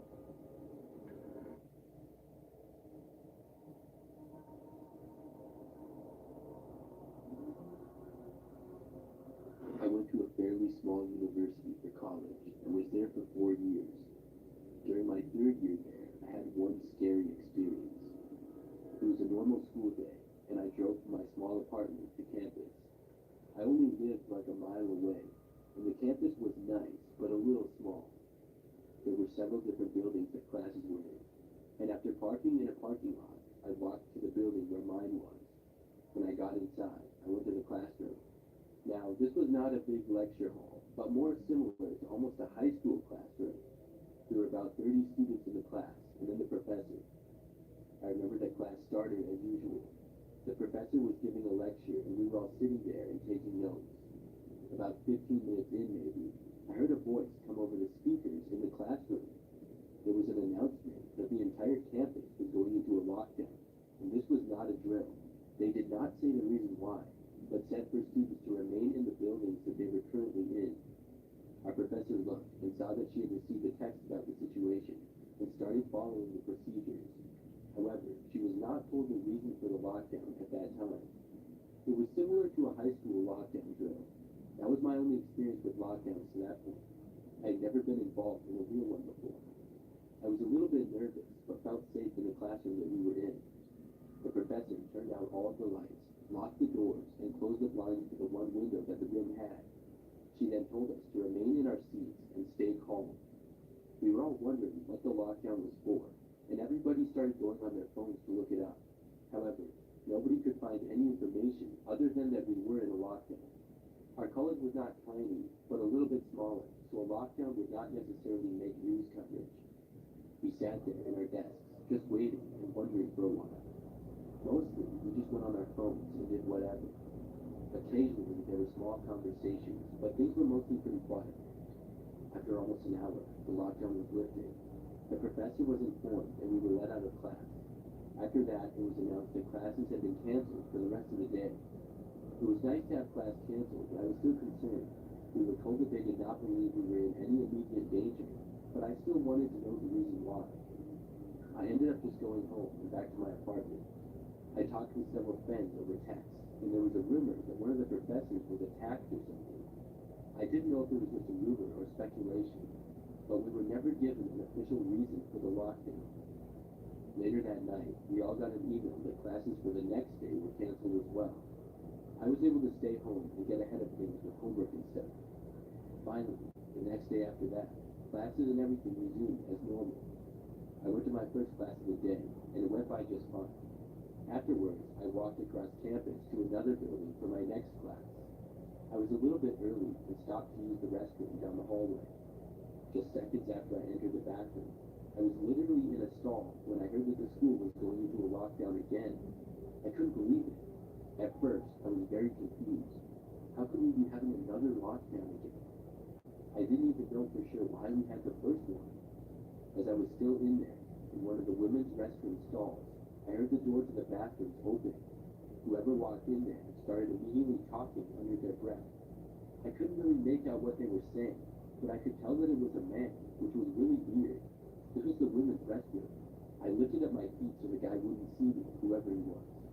It sounded like he was walking around towards the front of the bathroom near the door and just talking to himself.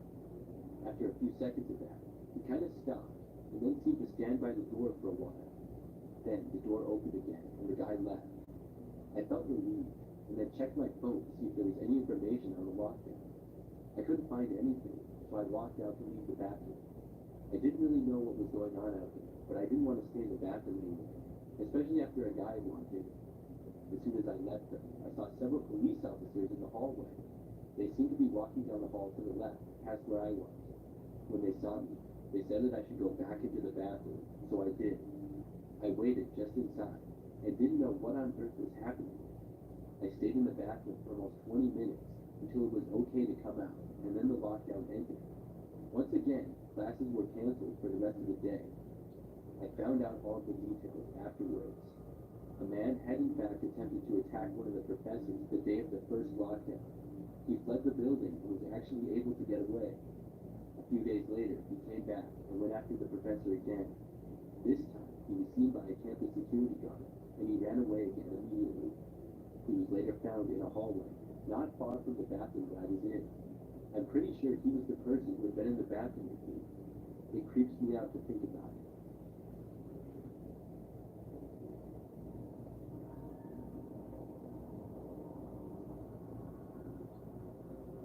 In fall of 2019, I was a freshman in college.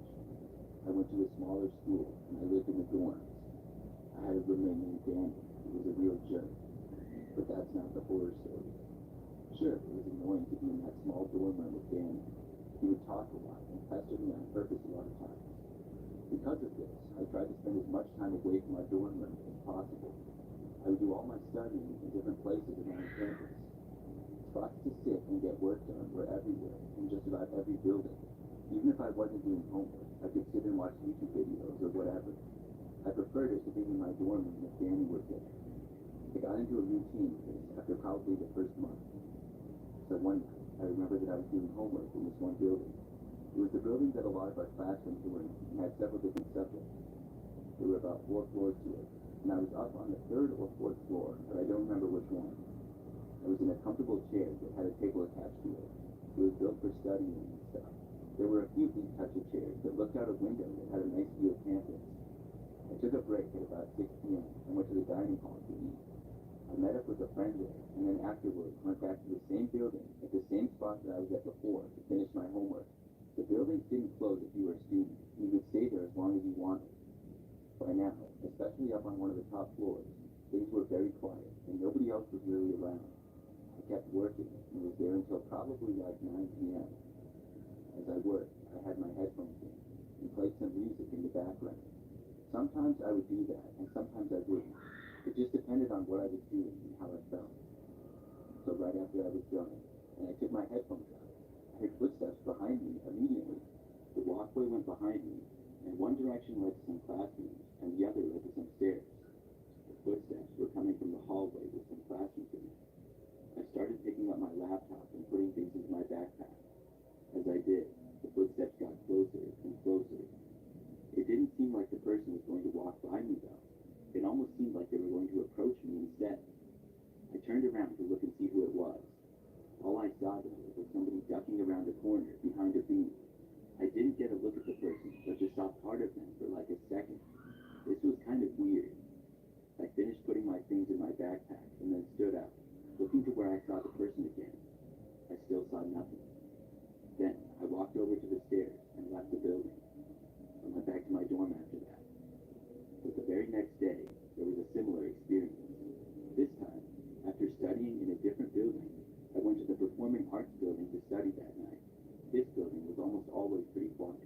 There were much less classrooms inside of it, and unless there was a concert or something going on, not many people would be there. I studied in peace for basically the whole time, and saw only about 2 or 3 people walking by in the entire time that I was in there. For the last 2 hours probably, I saw nobody at all. The location that I was studying in was on the 1st floor and next to a staircase, where there was a table and chair set up for studying. It was kind of out of the way, but there was a hallway going past, and another one that connected. I did not have my headphones in this time, and could hear everything around me. Things were very quiet, and it soon got to be kind of late. At one point, though, I heard footsteps coming from down the hallway. Just when these footsteps were about to get into my view, though, they stopped. It was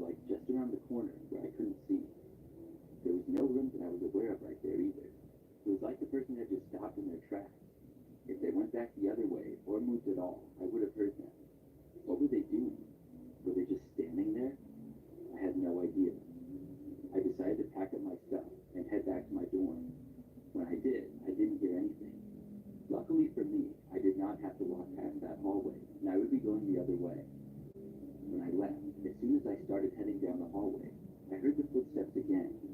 This time, they followed me, but were still out of my sight. Then I heard them start to get closer and within my view. I turned around to see who it was that was there. I did it very quickly to not be weird, so I didn't get a good look at the person. But I did see them. There was a tall and thin-looking guy, walking a little ways back, behind me. It seemed as though he was walking pretty fast. This was way too weird, and as I walked, I passed by an exit door. It wasn't one of the main entrances or exits to the building, but at the last moment, I turned and I left. Once I was out of there, I headed back to the main area of campus. The guy didn't leave the building, whoever it was. I wondered if this was the same person who had been there the previous night. I went back to my dorm room, and after that, decided to take a break from studying around campus at night. As much as I didn't like to study in my dorm room with Danny, it wasn't the worst thing in the world. But the story doesn't quite end there. A few days later, I had classes like normal and was gone for most of the day. I returned to our dorm in the late afternoon, and Danny was there. When I got into the room, he told me that someone had come by and asked for me. Apparently, somebody knocked on our door, and when Danny answered, a guy asked if I was there.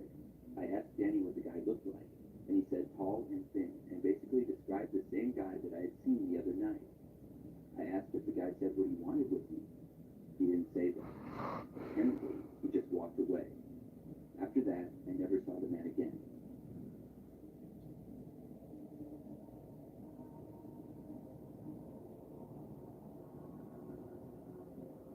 I'm currently a high school gym teacher.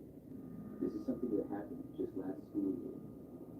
One day, I was preparing for a class that I was about to teach. In the class, we were going to be using the high school gymnasium and doing some activities. For this, I needed to get some equipment, such as the orange cones and whatnot.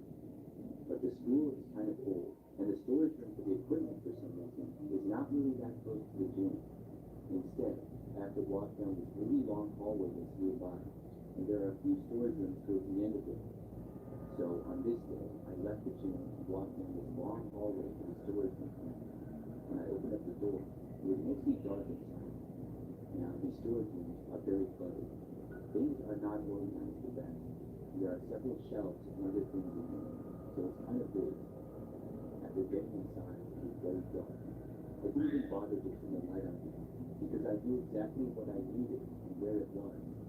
However, after taking a couple of steps inside, suddenly I heard a noise. The next thing I knew, one of the equipment shelves was falling over right on top of me.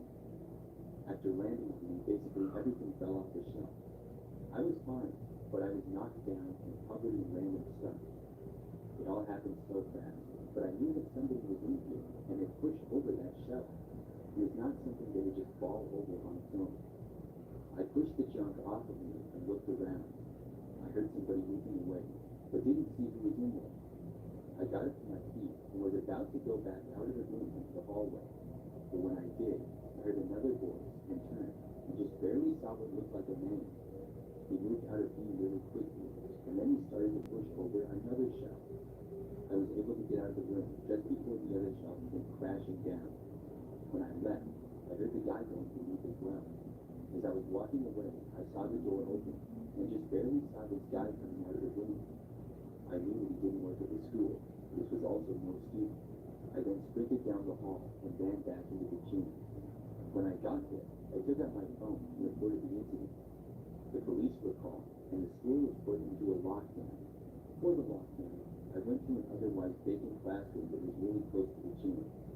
This classroom did not belong to any teacher in particular, and was used for gym classes as well as sports teams.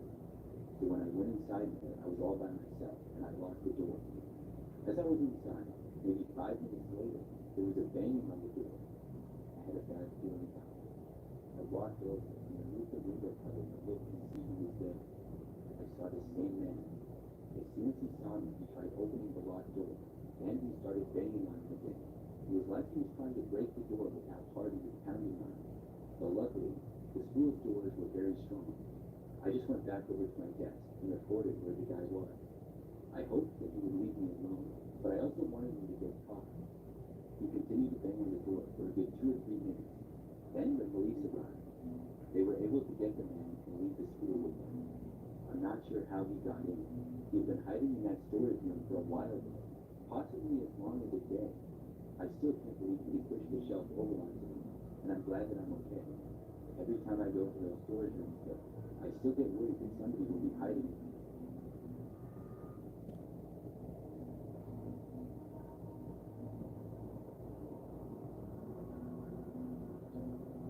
I'm a college student, and I don't go to college. Because of this, I walk everywhere around campus. I don't mind this though, because it's good exercise, and the weather is pretty nice all year round in this part of the country. Last year, I worked at one of the buildings for my college job on campus. And one night, after a shift, I was walking home from work at about 11 o'clock at night. It was about a 20-minute walk to my apartment, which was a short way off campus. Once I got off the school campus, things got a lot quieter and darker, which was slightly creepy. But I had done the walk 100 times, so I didn't care. That is until I noticed what sounded like footsteps behind me. I looked over my shoulder, but I didn't see anyone at all. For whatever reason, I was just a little scared. I walked literally everywhere, and walked many times at night, so I don't know why this particular time it freaked me out a little bit, but it just did. I continued my walk, and several other times, I thought I heard footsteps behind me, but every time I looked, I never saw anyone. It was very dark out, however, so I didn't have a good view behind me, and nevertheless, I just kept walking. Finally, I made it to my place, which was an apartment, but had access to my door from the outside. I went to my door, unlocked it, and went inside. Then I locked my door and started walking to the bathroom to take a shower before bed. Just as I was walking into the bathroom, I heard the doorknob to my front door turn. I immediately got a terrible feeling. I lived alone, and I wasn't expecting anybody. And it came to my mind how I felt like I was being followed all the way home. I didn't hear anything for a few seconds, so I slowly made my way over to the door and peeked out the window. I saw what appeared to be a man walking away, but he was pretty far off by that time. After about 20 minutes, I convinced myself he was gone, and I got ready for bed. I locked my bedroom door and went to sleep. The next morning, I woke up, and everything seemed normal until I opened my bedroom door to see that everything in the rest of my apartment was messed up. I immediately got back in my room and locked the door, and I called the police. I felt like an idiot for not calling them the night before. I stayed in my bedroom until they came, but whoever broke into my house was long gone. Somehow they were able to pry my front door open, and I didn't even notice in the night. I'm a really deep sleeper, but I'm still surprised I didn't wake up. In the end, I had a few things stolen, but I'm glad I was okay.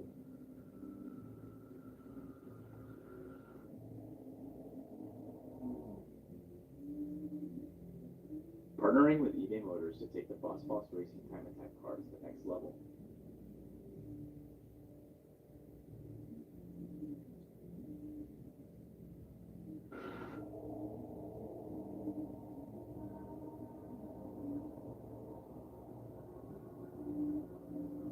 I went to a pretty big college.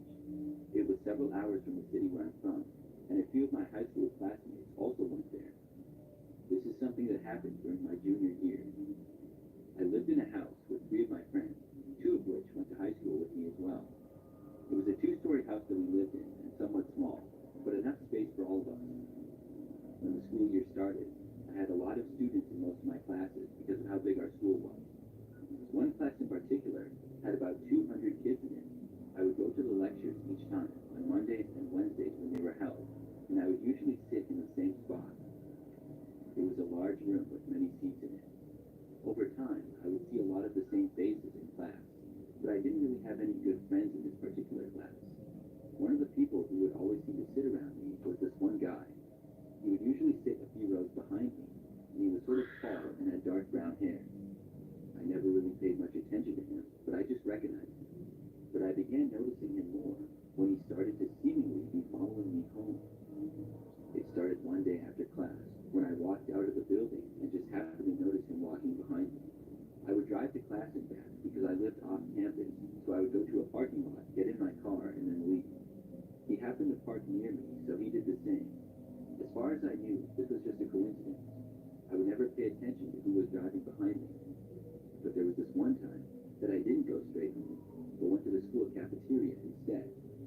I noticed this guy walked behind me the whole time, and he also went to the cafeteria. I still didn't think much of it and thought it was maybe a coincidence. After I got inside and got food, I'm not really sure which way he went, because I was just minding my own business. But the very next day of class that we had, I left to go straight home and went to my car. For whatever reason, I noticed the guy again as he went to his car, which was parked a little ways from mine. But this time, I noticed him driving behind me all the way until I got to my place. When I parked on the side of the street in front of our house, he kept driving past me. One of the next times that we had class, he followed me in his car again, but I wasn't driving back to my place this time. This time, I went to a gas station to get gas, and he just happened to do the same thing. Something about this seemed really weird. Was it a coincidence, or was he always following me? I decided to ask around the class the next time that we had it. There were a few people who I usually sat by. They weren't necessarily friends, but I would occasionally talk to them about things from the class. I pointed out the guy to them and asked if they knew anything about him. None of them did, though. I brought the guy up to my roommates as well, but they didn't seem to have any idea who the guy was. It was a mystery to me. But then, the guy just stopped showing up to class. I remember he wasn't there for like 4 or 5 times in a row. I wondered why, but I was actually glad that he wasn't in class anymore, because he was seeming to be following me. Then, one night, I was returning home from my on-campus part-time job that I had. It was dark out. When I got to my street, I saw a man walking down the sidewalk in front of our house. As I got closer, I noticed it was the same guy. I did not want to park my car on the street close to him, or have to see him at all, so I kept driving and passed by our house. I couldn't believe that I saw him. I was telling myself that he must have lived close to me in this general neighborhood. After I left our street, I drove around the block to get back to our street again. It took me maybe a minute or so, and I was expecting the guy to be gone when I got back. But when I pulled around again, he was still there. He was just kind of standing around, or pacing almost. The area that he was in was right by where I parked my car every day.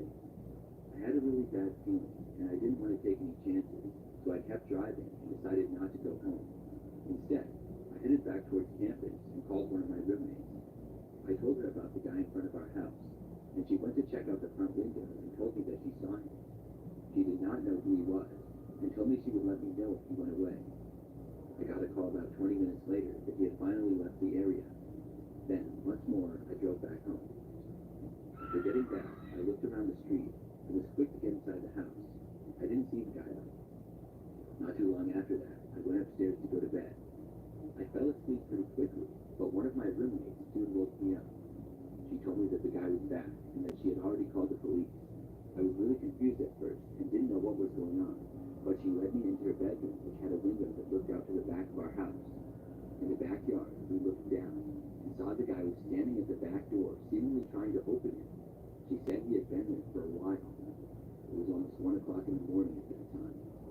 We waited upstairs and hoped that the guy wouldn't get in, and luckily, he didn't.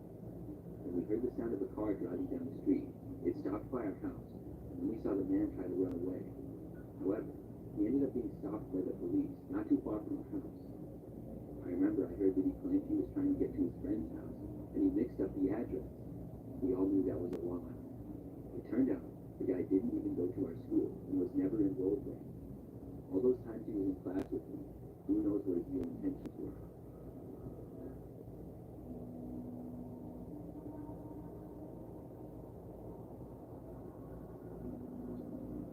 Back in 2018, a series of events happened to me that still haunt me to this day. I was 19 years old at the time, and a sophomore in college at a big university. I had just moved into an off-campus apartment, and unfortunately as a female, I was living on the first floor. From the day I moved in, I can't explain it, but I felt a bad energy. My room was at the end of the apartment, right next to a patio/sliding glass door. Over the months before this incident occurred, I always felt like I was being watched. I can't explain it, but anytime I left to go to my car or the gym at the complex,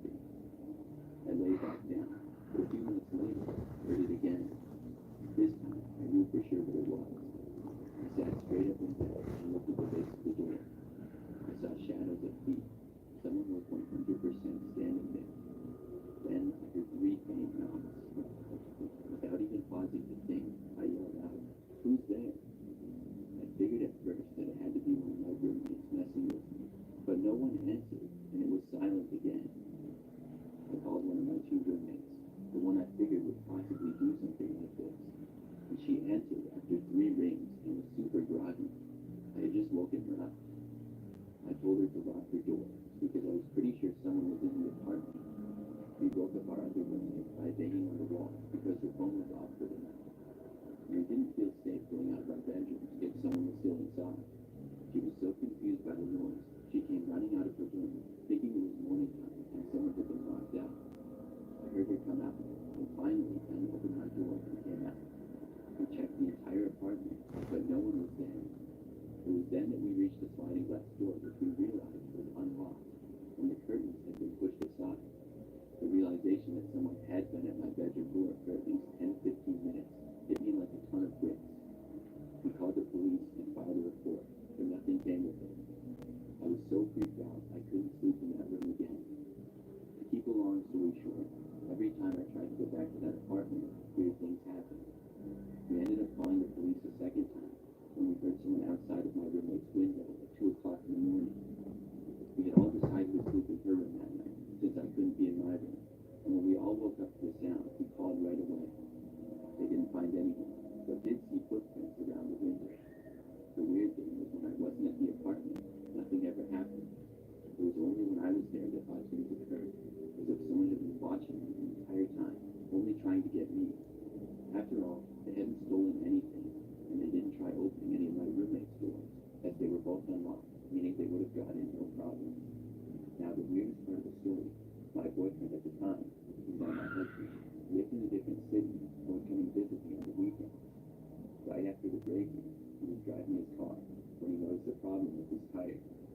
He took it to the shop, and they told him that all their years of experience, they had never seen anything like this.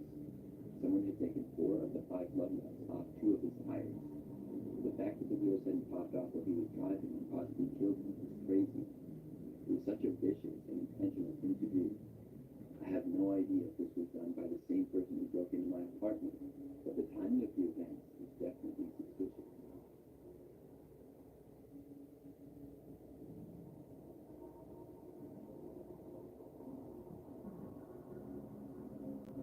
I graduated from college a couple of years ago. I'm a female, and I went to a relatively smaller college to get my undergraduate degree. When I was at that school, my first year, I lived on campus in a dorm building. I was able to walk to all my classes and back because of this. My dorm setting was an all-female floor, which was the 3rd floor. I remember that after one of my first days of class, I was in bed by probably 11 p.m. I had the whole dorm room to myself and fell asleep pretty quickly. I woke up sometime in the night, though, to a knock on my door. I was so tired that I could see the I grabbed my eyes and looked at the clock. It was 3 a.m. I couldn't imagine why anybody would be knocking on the door at this hour, and I did not want to answer. Eventually, it stopped. But then, I heard another noise. It sounded like a man laughing. I could just barely hear it, but that's what it seemed to be. And not a younger man, but a sort of older sounding man. Finally, it sounded like whoever was there walked away, because I heard footsteps moving in the other direction, and no longer heard the laughing. I wasn't sleepy anymore, and I decided to get out of bed and look out my peephole. When I did, I didn't see anybody there, so I opened the door quietly and looked down the hallway. At the very end, I saw what appeared to be a man walking at the end of the hallway towards the stairs. He looked much older than college age. Quickly shut my door and closed it again as soon as I saw it. After that, I made sure my door was locked and went back to bed. The next day was another normal day of classes for me. I happened to have a night class on that particular day, which I wasn't too thrilled about, but it was a class that I needed, and it was only available at night. The class went from 7 to 8:30 p.m., and I walked with it. There was only about 15 other kids or so in the class, and I sat at a desk in the back of the room and got on my laptop to take notes. I happened to be the only person in the back 2 rows of desks in the class. As I was taking notes on my laptop and listening to the professor, I happened to look over to the back door of the classroom. The door was just a little bit behind where I was sitting, and as I looked over to it, I noticed there was someone looking in. I saw the face of an older guy looking directly at me with a really creepy-looking smile. He kept looking at me for a good 5 seconds or so, before suddenly ducking down. After that, I looked back over to the window of the door several more times, but thankfully he didn't come back. When class ended, I packed up my laptop and began walking back to my dorm. It was maybe a 10-minute walk across the campus. By now, it was dark, and the campus was pretty quiet. walked back on the sidewalk. It didn't take long before I heard footsteps behind me. But I didn't feel the need to look back until they started getting closer and closer. I knew I wasn't walking that slow, so I turned back. When I did, I saw the same guy who I had seen when I was in class. The guy was looking at me. When I saw him, he began to smile at me and then started to laugh. I recognized his laugh. This had to be the same guy who was knocking on my door in the middle of the night. I started walking faster. The man began to run. I then started running to try to get away from him. I ran up from the sidewalk and into the road. The man followed. This road was quiet at this time, but in the distance, you could see a campus safety vehicle. It was parked on the side of the road, and I ran directly towards it, and as I got closer, I noticed me. This is when the man seemed to notice too, and he stopped chasing me, and instead, he started running in another direction. When I reached the campus safety car, I told the officer what was going on. I never pretty much got away by it, but the officer radioed to the police as well as the other campus safety officers. I went back to my dorm after that. I was pretty scared for a few days, but luckily, I never saw the guy again.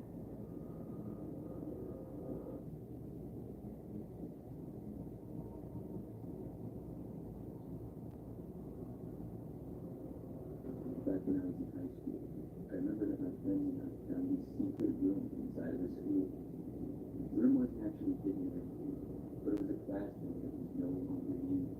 Now it was vacant and just stored a bunch of random stuff in it. You see, the school that I went to was pretty old, but it had been renovated several times. This caused the overall layout to be somewhat strange, and this classroom was in the corner of the normally quiet hallway. It was not in an area that would normally get a lot of foot traffic. My friend Michael was the one that originally found it. I'm not sure how, but I guess he must have just been curious and tried opening the door. Apparently, the lock on the door didn't work, so it would just open. So Michael, me, and two other friends are the ones who knew about it. We had a bit of a friend group, and we went in, and it was interesting to see all the stuff in it. It had some things from over 10 years ago, such as old assignments from various teachers and old equipment. There were box TVs that were on those stands with wheels, and old whiteboards as well. The room also had desks scattered about, and tons of books. It was quite cluttered, and had carpeted floors as well. So my friends and I would occasionally go into the room and hang out before school, between classes, during lunch, or other random times. It was just our secret hangout spot for the friend group. We were certain that nobody knew we were in there, and we made sure that nobody was looking whenever we went in, which was pretty easy. So one day, in between classes, I went there with 3 other friends. It was right before our last class of the day. Michael had told us to meet there in our friend group chat. He wanted to talk about some plans to hang out and play basketball over the weekend. So I remember that everybody left to go to their classes, except for me and Michael, because we had a class together that was really close by. We were still sitting at desks and talking when we heard this sound come over the school intercom. It was strange because I didn't know what it was about. But shortly after, we heard this announcement that the school was being locked down. In my time in high school to that point, we had never had a lockdown before. I didn't really know what the reason for it was, but I was a little bit nervous. Obviously, in a lockdown, you're supposed to go to the nearest classroom, and nobody's allowed to be in the hallway. Michael and I thought about walking to our classroom, but then decided to just stay in the room that we were in. I mean, we were in a classroom after all, and nobody probably even knew that we were here. There had been lockdown drills at the school before, so we knew the basics of what you're supposed to do. Turn the lights out in the classroom and lock the door. There was a cover already over the small window in the door to this classroom, so whether the light was on or off, you really couldn't tell from the hallway. So we left it on, and then I went to try to lock the door. However, I remembered that the lock on the door seemed to be broken. I mean, that's how we were able to get in the room in the first place. We figured that that wasn't a big deal, though. So Michael and I just sat in random desks in the room, talked and went on our phones, and waited for the lockdown to be over. Neither of us had any idea as to what it was for. Other than us, things were very quiet. We texted some friends trying to figure out what was happening, but nobody seemed to know. Then, I would say about 15 minutes into the lockdown, we heard footsteps approaching in the hallway. I was sitting not too far away from the door, so I quickly got up and turned the light on, just in case it was visible at all from the outside. The footsteps continued to get closer, and Michael and I got really concerned. We probably weren't supposed to be in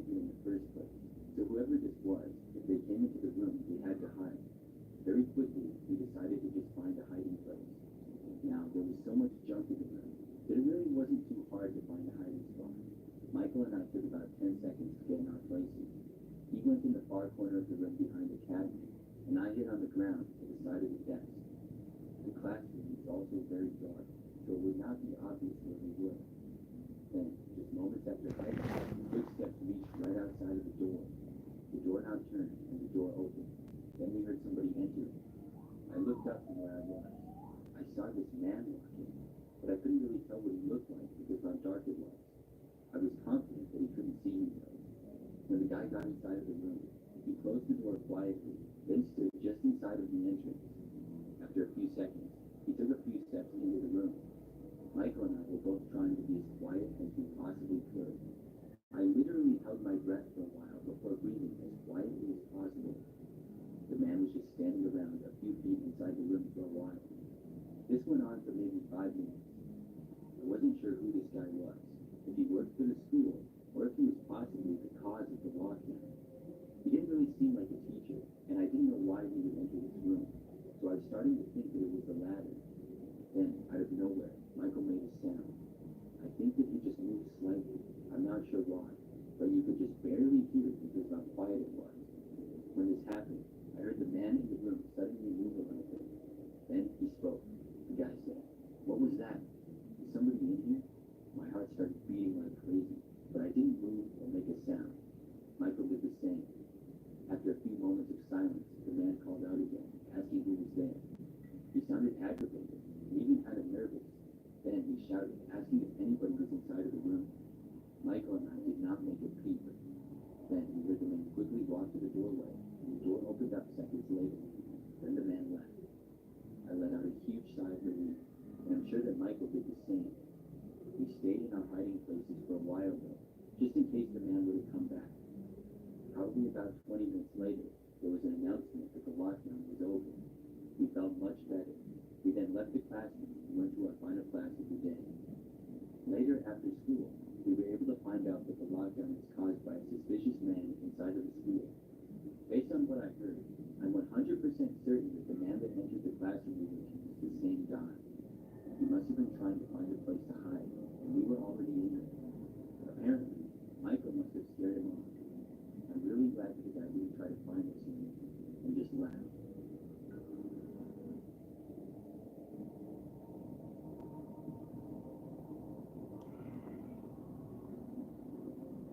This happened back when I was in college. It was my freshman year, and I lived in the dorms on the second floor. The dorm building that I had was very popular for freshmen and was pretty large. I remember that not long into the school year, maybe a week or two in, I started to get to know some people. I was making some friends in my classes and got to know a couple people who lived on that floor as well. There was this one guy there who I always seemed to run into or see. He was a little short, had dark brown hair, and lived down the hall from me. Almost every day when I left for class, I would see him. He would seem to be leaving either right before me or right after me. When I would return to my dorm, I would almost always see him too. It was crazy. The school was not that large, but it wasn't that small either. I also saw him in several different locations around campus. I chalked it up to just a coincidence. I mean, we likely had similar class schedules, and we were both freshmen. Despite seeing him all the time, I never actually spoke with him. After probably a month of seeing this guy multiple times on just about a daily basis, I didn't think that much of it, but I got suspicious one time when I went to go fill up my water bottle down the hall. The dorm room had no running water or bathrooms in it, so you had to go down the hall to use either the community bathroom or the community water fountain. I left my room, and the water fountain was kind of around the corner. When I walked back and entered my dorm room, I saw the guy just standing there, a few feet inside. He looked surprised to see me, but I was just as surprised to see him. He said something like, "Sorry, I accidentally went in the wrong room." Then he quickly walked past me and left. I was so confused that I didn't say anything, and I just watched him leave. Then he was gone, and I locked my door. After thinking about it for a while, though, I realized how that made no sense what he said. Sure, he lived on my floor, but we had been living there for like a month now. There was no way he would just accidentally walk into the wrong room. I'd only been gone for like 30 seconds to a minute at most filling up my water, so he had probably just entered my room when I got back. That very would say night there, it got even weirder. I was up late doing home. I was probably like 11 p.m. or maybe later. I was planning to go to bed very soon. I just remember that when I was in my room, I heard my doorknob start to turn. My door was thankfully locked, so whoever it was did not get in. But I knew he had probably left right away. That one guy that I kept seeing. I got up and ran over to the door and looked out at the peephole. When I got there, whoever it was now gone, and I saw nothing.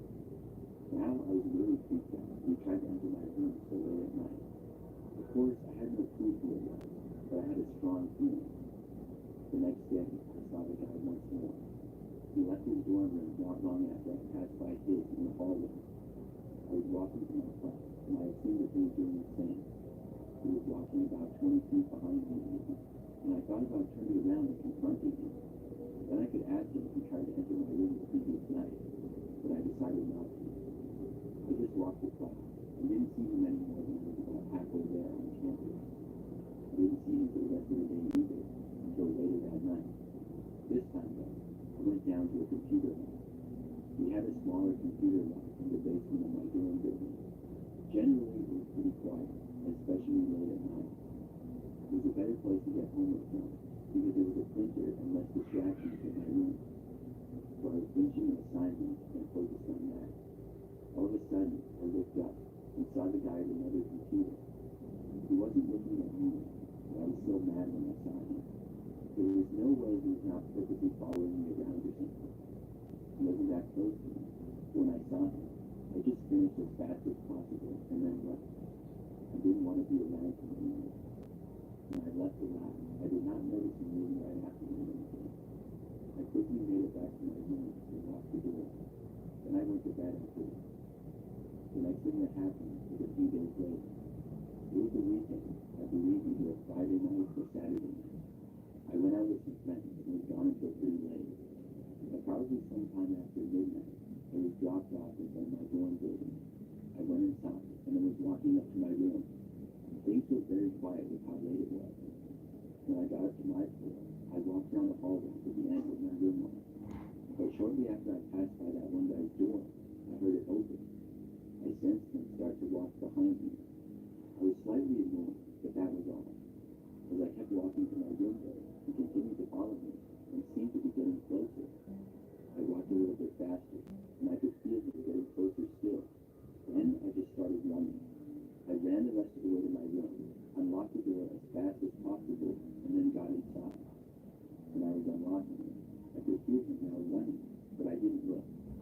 Then I slammed the door shut and locked it. Not even a second after that, he arrived at my door and tried opening it. He was trying like crazy, but the door was locked. And then he started pushing on the door like he was trying to force it open. I took out my phone and called campus safety. Meanwhile, he started to basically throw himself up against the door, like he was trying to break it down or something. This went on for a minute or so, and then he stopped. I went to the peephole and looked, but he was still standing there. I thought he was going to walk away, but then he tried opening the door.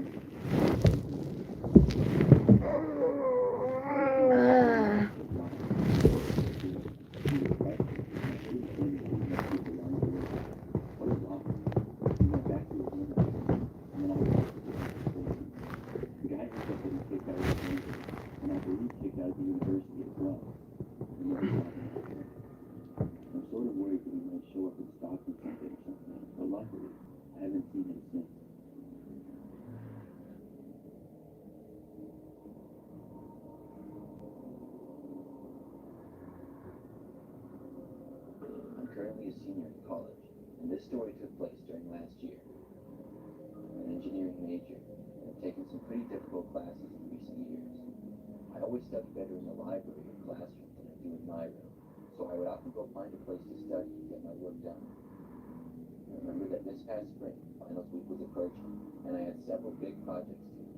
So one Friday night, I decided to go study in the classroom. I know it's not something most people like to do on a Friday night, but I had some plans for the weekend and wanted to get it done beforehand. I went to the engineering hall about 9 p.m., and when I arrived, it was locked. When this happened, I could call a security guard, and they would unlock the doors for students if you showed them your ID. Then you could use the building to study. I did this, and when the door was unlocked for me, strange being in there with all the lights out at night. I went down one of the first hallways within some classrooms, and I entered the first one, which I happened to have a class in, and I turned on the light. Then I found a desk, sat down, and began working. I got really focused and was getting a lot done. Maybe about an hour passed when I heard footsteps come out of nowhere. I looked up to see the classroom door open and a guy watching. The man was wearing a red sweatshirt, jeans, and a baseball cap. He stood in the doorway and asked me if I'd mind if he studied in there as well. I was sort of annoyed by this, because there were plenty of other classrooms he could go to, and nobody else was here. I didn't even know who this guy was. I told him sure, though, because I didn't want to seem like a jerk. He had a backpack, and set it down at the first desk in the front of the room. Then he sat down at the desk. I went back to work at my desk, which was more towards the back of the room. I sat at that one, because that was where my seat was in class, and I was just more comfortable there. After several minutes, I glanced up at the guy, and I noticed something strange. His backpack was still on the ground next to his desk, and he hadn't taken anything out of it. He was just sitting there at his desk, staring straight forward at me. He wasn't even on his phone. I went back to work, and over time, I looked over to him a few more times, and nothing changed. The guy was just making me uncomfortable, and I was losing my focus. Plus, it was getting late, almost 11 p.m., so I decided I would pack it up and leave. I closed my laptop, put it in my backpack, along with my book, and then got up and walked to the door.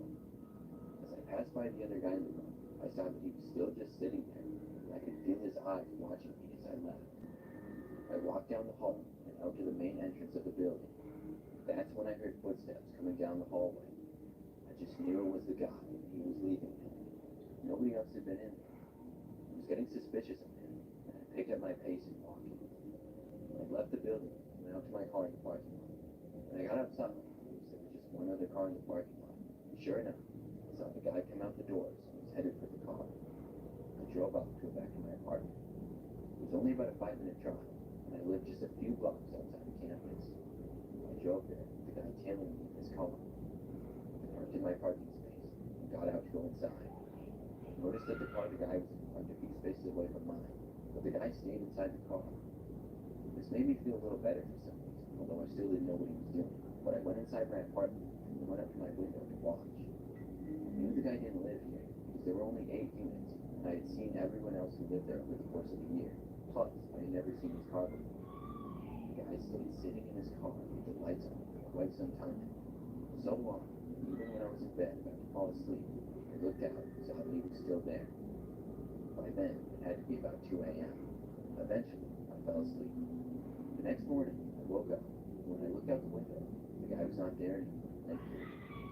I went outside, and when I did, I noticed on the outside of my front door, where the lock was, as well as on the side of the door where it opened, there were noticeable scratches and small dents that hadn't been there before. I think that guy tried to break into my apartment during the night while I was asleep. I always wondered who he was and why he did this.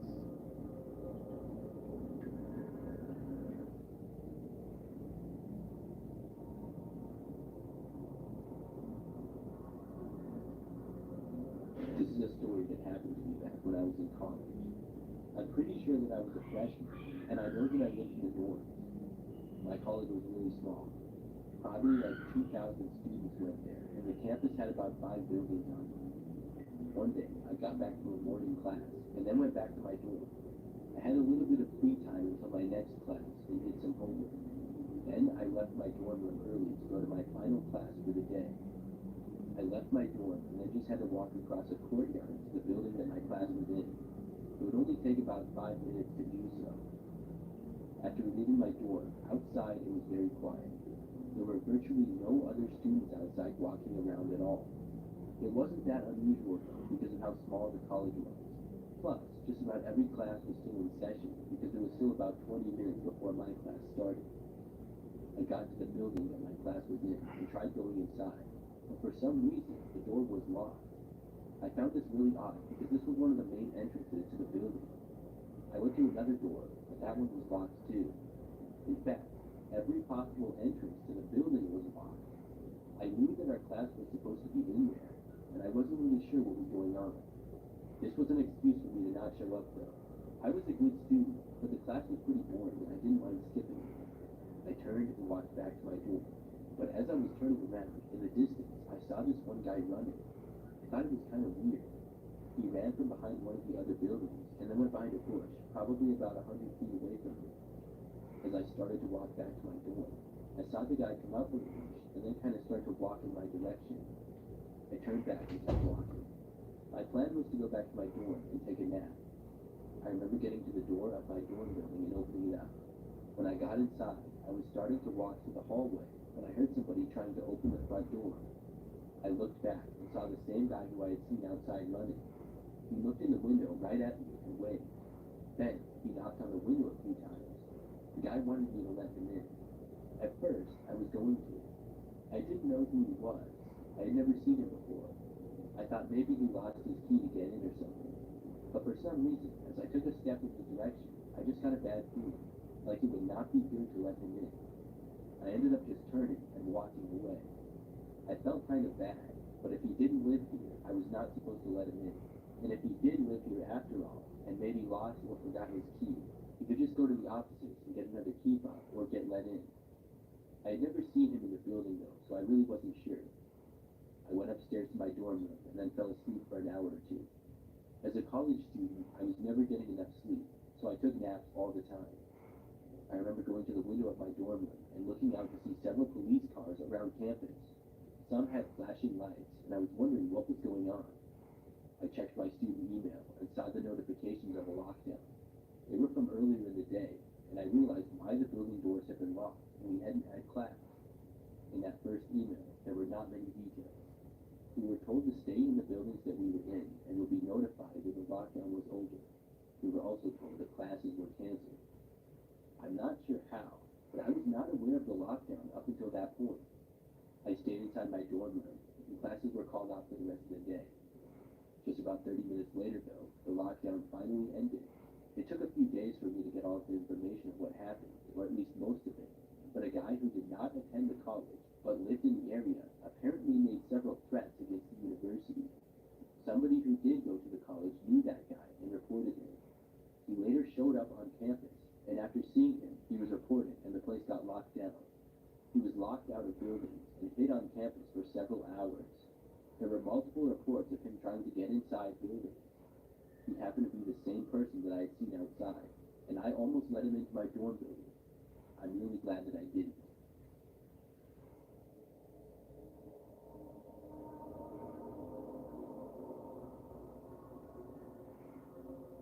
This happened when I was in high school. It was my sophomore year, and this was during the first semester.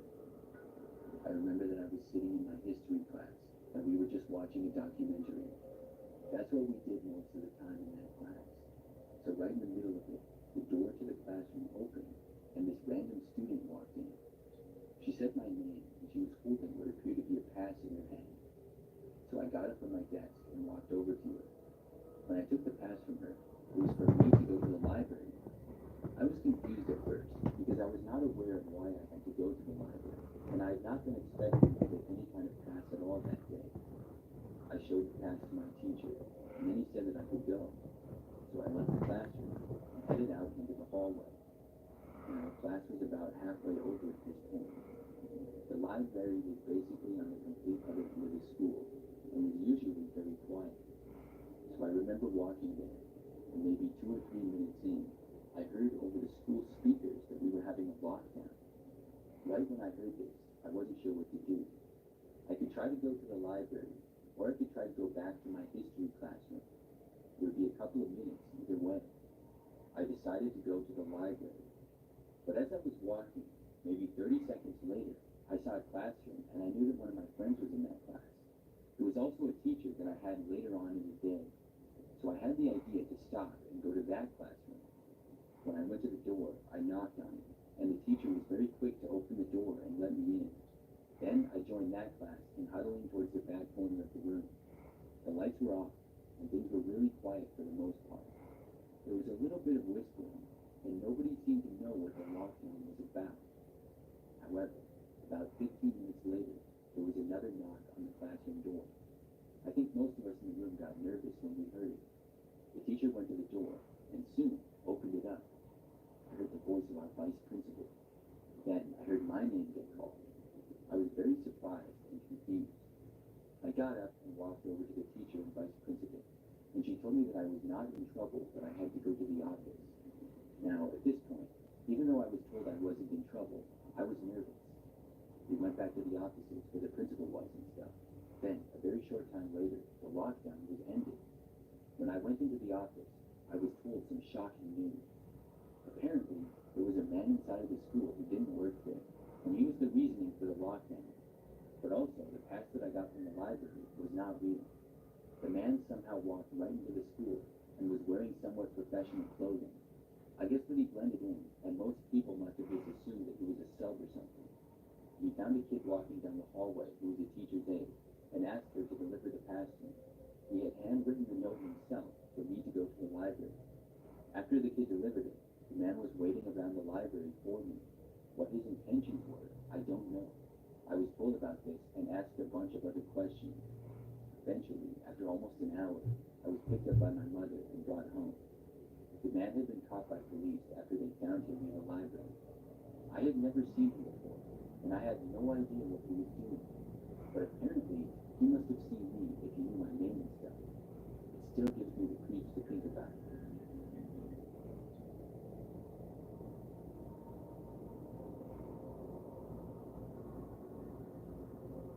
When I went to college during my senior year, I lived in a house with one roommate.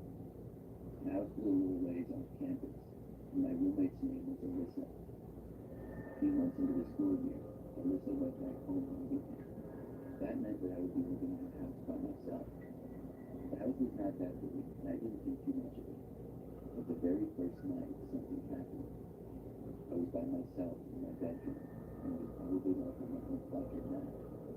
I was just watching a movie or something, and all of a sudden, I heard a loud banging on the front door.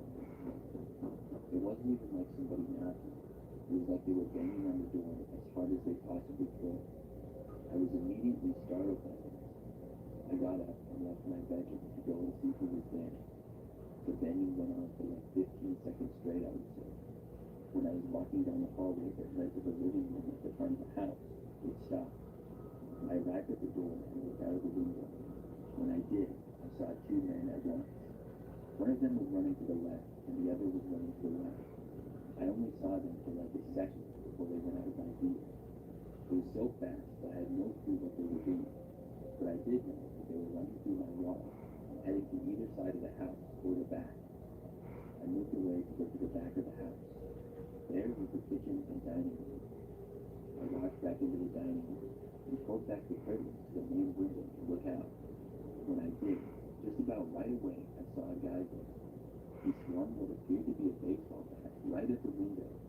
Thankfully, it did not break on the first hit, but it was very loud. I instantly ran away from that window and into my bedroom. When I got in there, I got my phone and called 911. I also locked my bedroom door. As I was doing these things, I heard several more bangs from the window, and eventually, glass breaking. I was terrified. I just hoped they wouldn't try to enter my room, whoever they were. I heard the two men enter the house and walk into the living room area. I was on the line with 911, begging for them to get there faster. The footsteps of the men inside went around the living room for maybe a minute or two. Then it sounded like they went back towards the rear of the house. Then I stopped hearing them at all. It was like they just left. Things were silent for a while afterwards. I couldn't believe it. I would say maybe 3 or 4 minutes later, the police arrived. I carefully left my room and let them in the front door.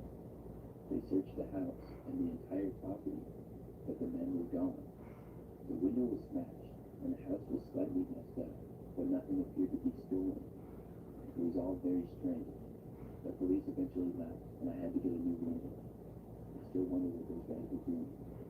Sometimes I think they broke into the wrong house or something, the way they just broke in and then left so fast.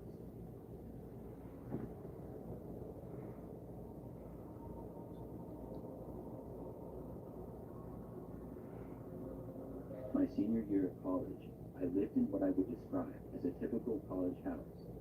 It was old, sort of run down, had 2 stories and an unfinished basement. I was renting it with one other roommate, a girl named Katie, who I had met my freshman year. We had become pretty good friends and shared a dorm our sophomore year of college. So one time, Katie went home for the weekend to see her family. She left on Friday and was going to be gone until Sunday night. On Friday night, I went out with some friends. We would go out on the weekends all the time, but this time I had to be up the next morning because I had work, so I decided to try not to stay out too late. Everything about the night was normal, and I returned back home at probably about 11 p.m.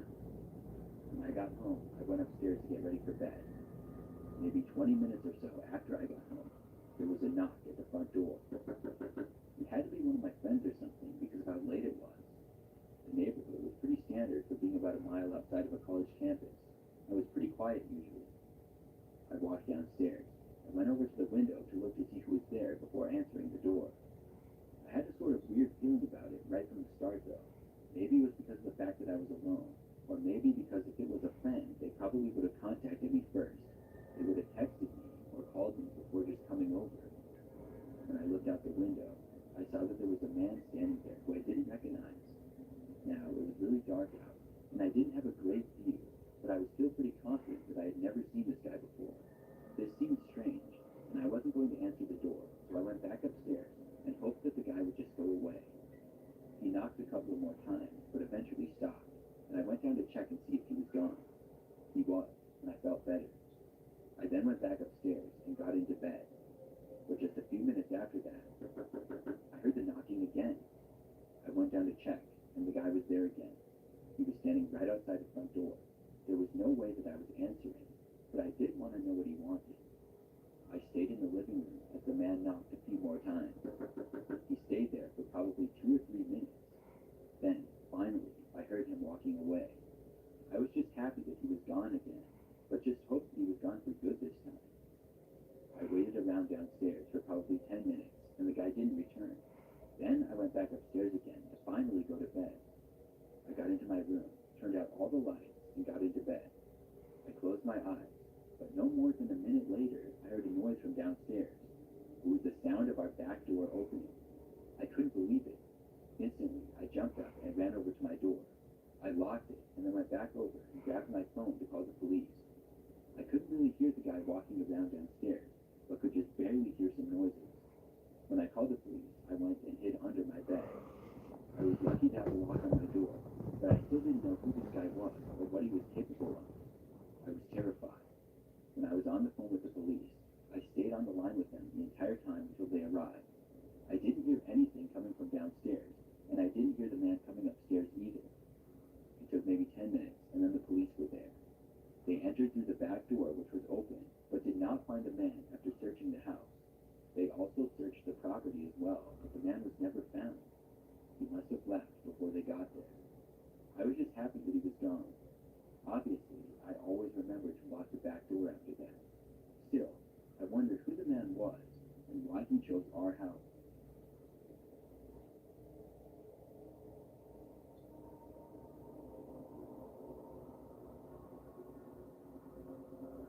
I remember back in my junior year of high school, we went on a field trip for one of my classes. This was a field trip that took up 2 entire school days. We had gone to an amusement park for a science class, which was a lot of fun. I also missed a test for another one of my classes, but luckily my teacher was cool and let me make it up. So we scheduled a time after school the next day for me to make up the test. It was for Spanish class, and the classroom was towards the end of one hallway on the north side of the building. When I got out of school, I walked over to the Spanish classroom. My teacher, Mr. Jordan, was in the classroom, and a couple of other students were there as well. I'm not sure what exactly the other students were doing there. I think they might have been making up an assignment or something like that. Mr. Jordan handed me the test when I got there, and he told me that I could take the test in another room. He said the students were going to be talking to him in his classroom, and he didn't want them to distract him. So he had gotten a key to a nearby Spanish classroom of Mrs. Aceves, and said that I could take the test there. So we walked over to the classroom of Mrs. Aceves, and she was already gone for the day. Mr. Jordan told me that he would be in his room if I needed anything. Then he told me good luck and left. I sat down at a random desk and then started the exam. Spanish was a class that I was decent at, but I wasn't expecting to ace the test or anything. However, as I went on with it, things were going really well. I I was feeling confident about my answers until when I was almost done, I heard suddenly the school was having a lockdown. Of course, this was strange, partly because it was after school hours. I didn't know that schools had lockdowns when school wasn't in session, but I guess it makes sense. So anyways, I didn't really know what to do. I could stay there in Mrs. Aceve's classroom, or I could try to go back to Mr. Jordan's room, which was just around the corner. After debating it for a moment or two, I decided to go back to Mr. Jordan's room, so I got up and left the classroom. Mr. Jordan's room was literally right around the corner, like 50 feet away. There was only one classroom separating the two. So after I got out into the hallway, I walked over to Mr. Jordan's room. When I got there, I tried opening the door, but it was locked. I was expecting him to come over and open up the door, but literally right after I tried opening it, I heard a noise behind me. It was footsteps, and somebody was walking from around the corner, past Mrs. Aceve's room. It was some random woman who was clearly not a student or a teacher. She had really messed up hair, and I just knew right then that this lockdown must have been caused by her. The woman started just walking towards me. Without any more time to wait for Mr. Jordan, I started walking away farther up the hallway. When I did, I saw the woman start to walk after me. She was really creeping me out, and I had no idea what she was doing here. As I walked through the hallway, it was completely silent and nobody else was around. I started walking faster, but could hear the woman still behind me. I turned and went into another hallway, and the woman followed. I was continuing to walk faster and faster, and the woman was doing the same. I didn't want to know what would happen if she caught up with me, so I kept going down one hallway after another. The woman was keeping up with me no matter what I did. I didn't want to risk stopping and trying to go to a classroom because I didn't know which teachers were still at school, and basically all the doors were closed as well. So I kept going. Soon, I made it all the way to the front end of the school. I saw the front doors and I went for them. When I made it outside of the school, the woman did not leave after me, and she stayed inside. After that, I just ran for my car and went home. I learned later on that the woman was in fact the cause of the lockdown. I'm not sure what she did, but the police were called for her and the school was locked down. Except the police showed up at the entrance that the woman was seen by, which was not the main entrance that I left out of. I guess Mr. Jordan was literally walking to the door to unlock it when I walked away. He let me finish the test the following day after school, and I'm really glad the woman never caught up with me.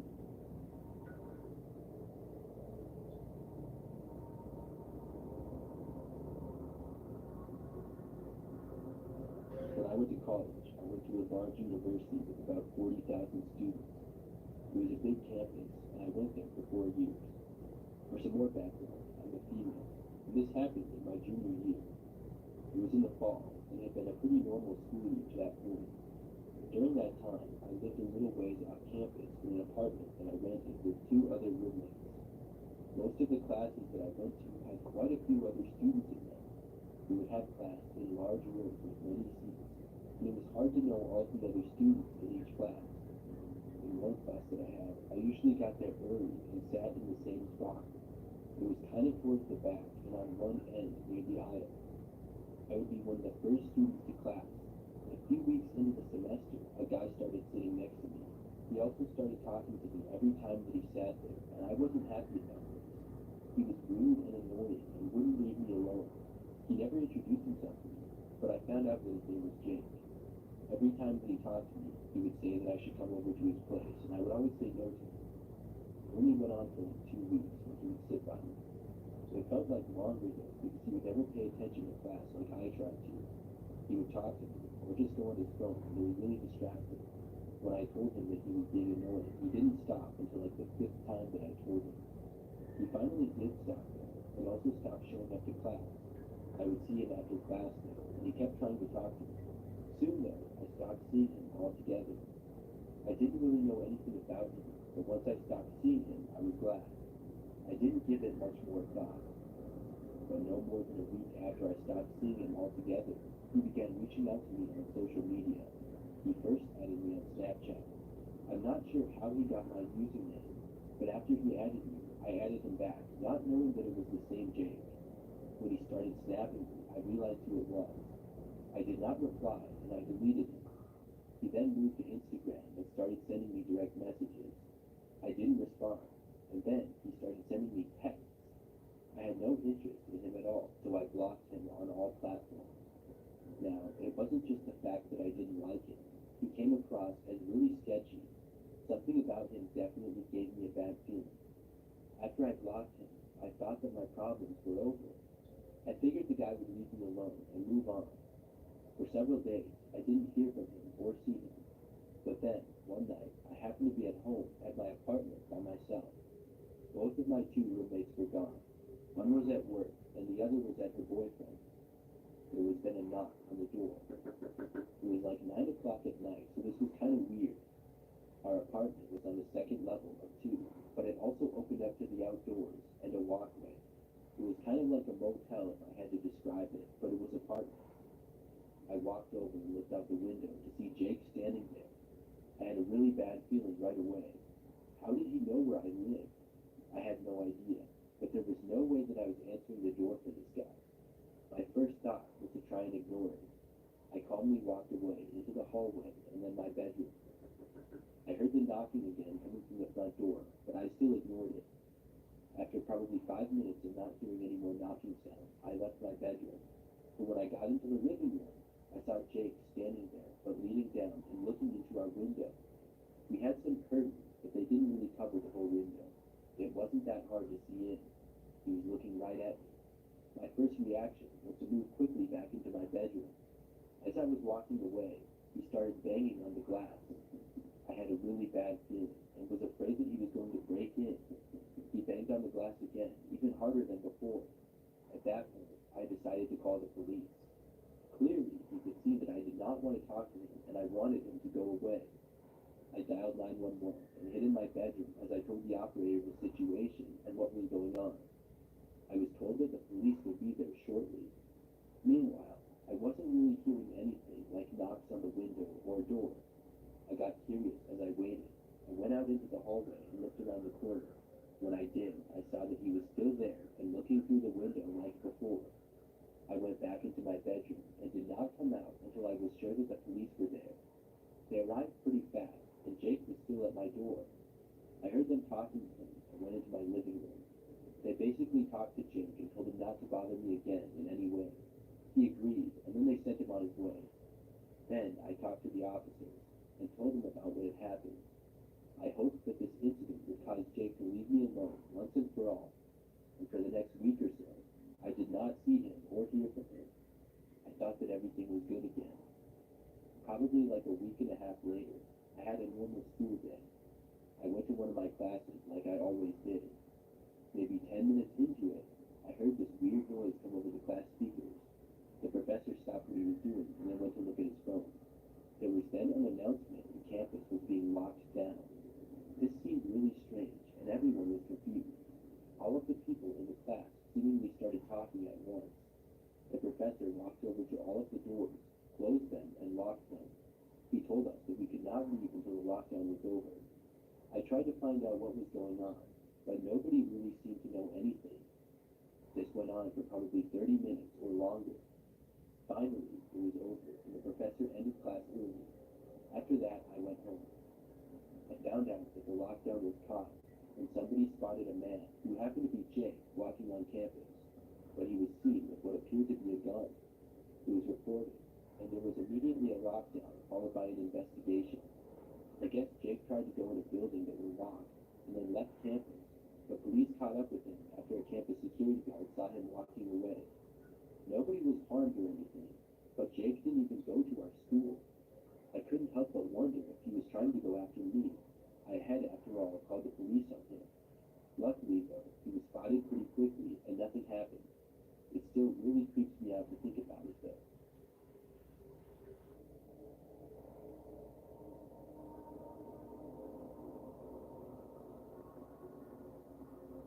A few years ago, when I was in college, I did quite a bit of studying. I took school very serious and needed to spend extra time on certain subjects. Sometimes I would go to study halls and work on assignments late into the night. I could just focus better there, and I think a lot of students have similar feelings. I would often see other people working on things late. Now, pretty large university. The campus was big, and there were a lot of different buildings. One Friday night, I went to one of the study halls where I had classes in to get work done. With it being a weekend, there were not as many people around campus at night. When I was in the building, I didn't see anybody else at all. I found an empty classroom and then went inside.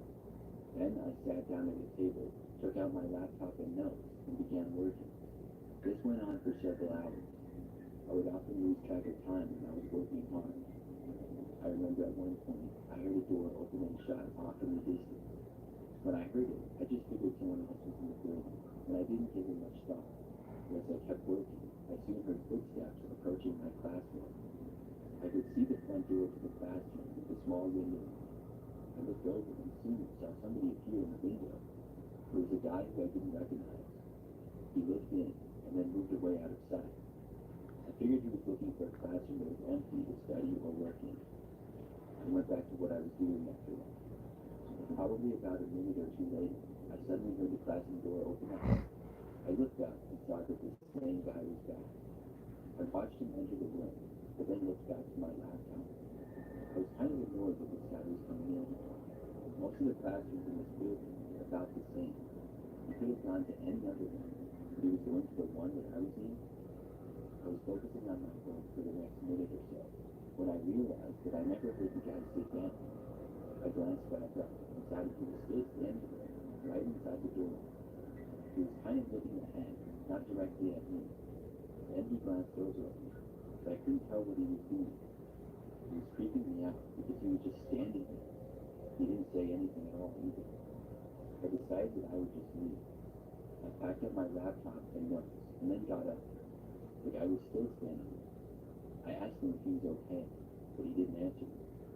I walked over closer to him, and once more asked him if everything was all right. He finally moved and backed away from me. He gave me a kind of dirty look, but still didn't say anything. Then I just left the classroom. I didn't know what to make of his weird behavior. Not long after leaving the classroom, I was walking down the hallway. That's when I heard the door open to the classroom that I had just been in. I saw the guy leaving and started to walk in my direction. I was really creeped out, and I walked faster. He followed me all the way to the entrance of the building. Then I left, and when I was out of the building, sprinted to my car in the parking lot. I saw the guy leave the building, and I drove away. Luckily, I didn't see him get into a car. After that time, I didn't study in that building late at night again.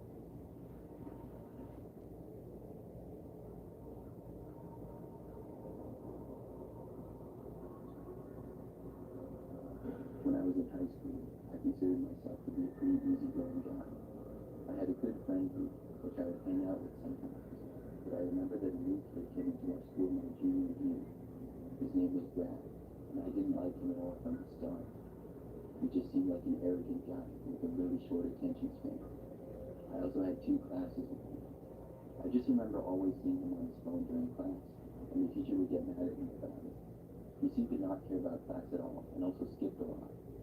The few times that I was around him because of a group project that I got put in with him, he did none of the work. He was always making excuses and stuff. And one time, he even said that he couldn't do any work that day because his face broke. I thought he was joking, but he actually did nothing the entire time that day. So anyway, I tried to avoid him for the most part, but he somehow became friends with some of the guys in my friend group. So I ended up hanging out with him in group setting like twice. I didn't know he would be there. He was being annoying the whole time, like always. Literally the first time I was hanging out with my friend and he was there in the lunchroom, he made fun of my shoes. They were just average Nike athletic shoes, but a little worn. I didn't care what he thought, but it seemed like he was just trying to roast me to impress my friends or something. So clearly we didn't get along. Then we ended up actually getting into it a little bit during gym class one day. We were playing floor hockey, and I was the goalie, and he was on the other team. He basically picked up the goal and moved it to try to score. So then I picked up the goal, and I threw it, and then he started getting in my face, and some other kids held him back. It was more about the fact that we didn't like each other than we really cared about a gym class game. But I remember not long after this incident, one of my friends told me that Brad really hated me. I already had a hunch, and I said that I didn't like him either one bit. I tried to stay away from him, but sometimes it was hard with us having classes together and mutual friends. I didn't know why any of my spend time with him anyways. But one night, I was at home when one of my friends, Jamie, texted me saying he needed a ride. He told me that he was at the high school and told me to come to Lower Lock. I didn't really want to go at first, but he told me he would buy me Taco Bell if I did it. The school was a little less than 10 minutes away, so it wasn't that big of a deal. I told my parents I had to give Jamie a ride home, and then I left. I think it was about 8:30 p.m. or maybe 9 at this point. I drove to Lower Lock, which was sort of far from the school, but you didn't need a pass to park there. I pulled in and saw one other car in the parking lot. After parking in one of the spaces, I didn't see Jamie anywhere though. I texted him asking where he was. When I did this, I heard someone talking from my left. I looked over and saw Brad there. He was telling me to get out of my car. I was so annoyed to see him, but I wanted to know what he wanted, so I got out of my car. After I was out, his tone changed even more. He walked up really fast and got in my face. It was clear that he wanted to fight me, and he pushed me away. I told Brad I didn't want to fight him. I was just there to pick up my friend. But after he shoved me, I pushed him back a little. Right after that, though, I saw somebody else emerge from behind what I assumed was Brad's car. He was the only other car in the parking lot. I had no idea who this guy was, but I gathered that he was a friend of Brad. He didn't go to our school, though. This guy started walking towards me and cursing me out. Now, this wasn't fair. If Brad wanted to fight me, that's one thing, but don't bring your friend so it's 2-on-1. I asked who this guy was, and Brad's friend then came up and shoved me. I took one swing at Brad, and then his friend went around and hit me from behind.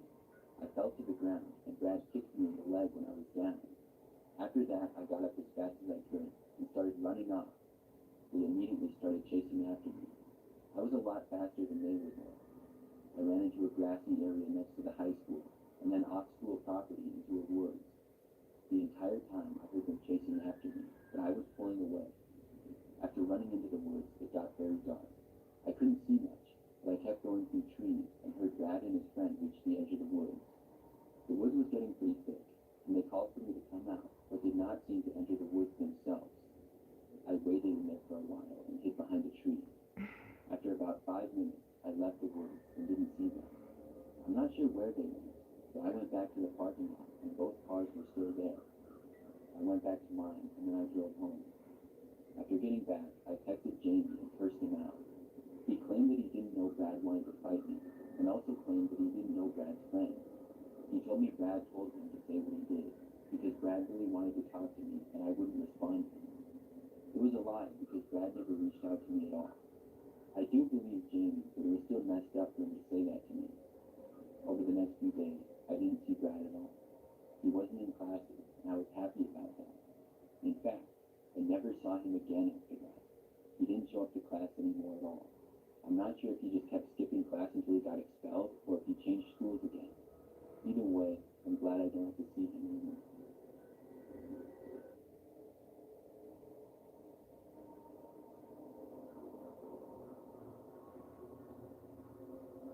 Last year, I was a freshman in college. I lived in a dorm by myself. I enjoyed not having a roommate because I had more space to myself and could come and go as I pleased. The dorm building was very old, and I lived on the 4th floor. My hallway was almost all people without roommates, so it was pretty quiet most of the time. One night, I was doing some studying late at night at my desk. At about 11 p.m., I turned off my lamp and decided to go to bed. Well, right after I turned my light on, I heard a noise come from the corner of my room. I turned my light right back on. It was my water bottle falling off my dresser. I was so confused as to how this could have happened. It couldn't have been the wind because my window was closed. I went over and put my bottle back on the dresser and then went to go brush my teeth. When I came back, the bottle was on the floor again. I was a little bit creeped out. I moved the bottle and then got in bed to go to sleep. Just when I was getting really relaxed and about to fall asleep, I heard my doorknob being turned. I looked up to see the door being opened slowly. Now I was extremely creeped out. I had locked the door like I always do when I got back. I walked out and looked into the hallway. It was empty. I went back to my room and shut the door and turned all of the lights on. I wasn't able to fall asleep for about another hour. The next day, I told some of the guys that live on my floor what happened, and they said that some similar things had happened to them. The college campus I live on is very old and is said to be haunted. I have always been skeptical about that sort of stuff, but what I witnessed I have no explanation for.